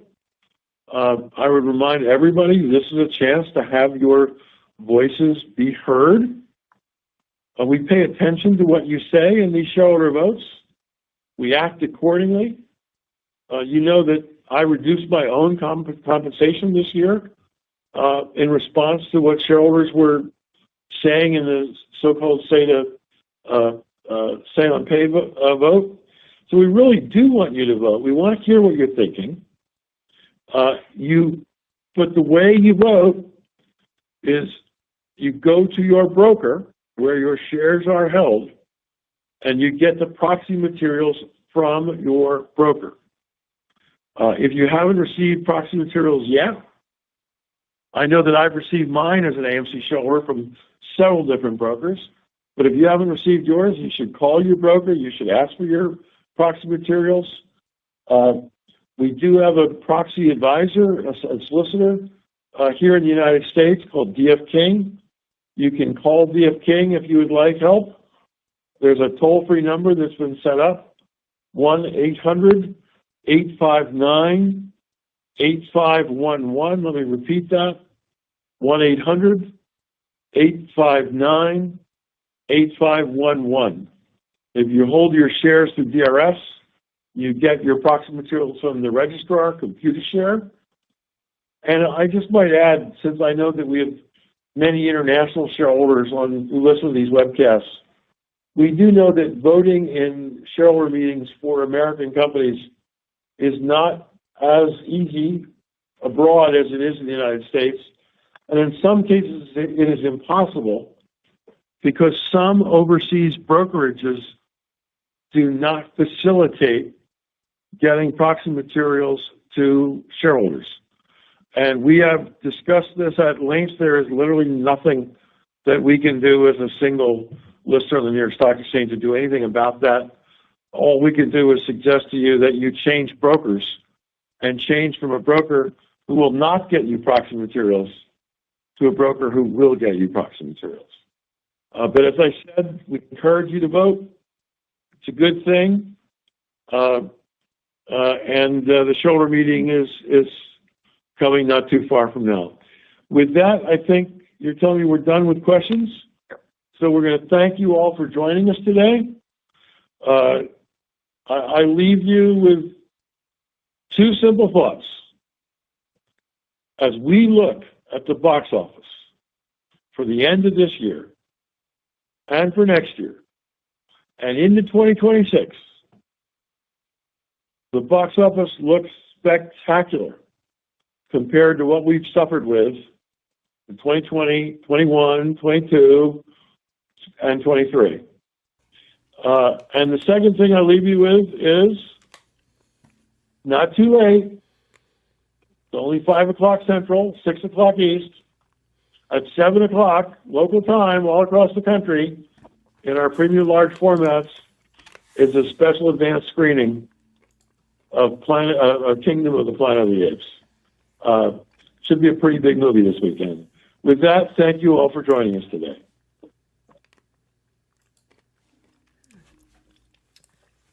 All right, guys, that's it for today. We will be back tomorrow. Tomorrow we have jobless claims, unemployment filings. AMC still at 314s. Hasn't really moved that much, to be honest. It's pretty quiet. But again, if you haven't already, hit that subscribe button. I appreciate the love.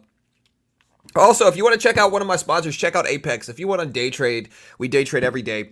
Apex is a funded account program in futures where they give you a demo. They test your skill with a demo account. If you could pass a test with a demo account in futures, they fund you between $25K up to $300K. And they've paid out over $100 million to their traders. It's a lot cheaper to learn how to trade this way than to put up thousands. Most day traders lose, and I think that's probably the same here as well. Most day traders lose. It's a lot cheaper to lose doing a funded account program than to put the money up yourself. And it teaches you how to trade under pressure. It's a perfect middle ground of pressure.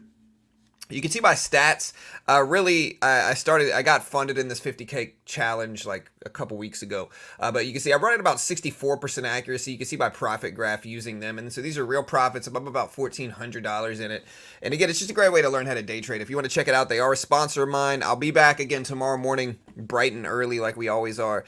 And again, here's the link. You can check out the link right there. Use coupon code BT. BT, beginner trading BT, 2 letters. You get the max discount at all times. I love you all. Y'all be good. I'll see you guys tomorrow morning bright and early. Y'all be safe.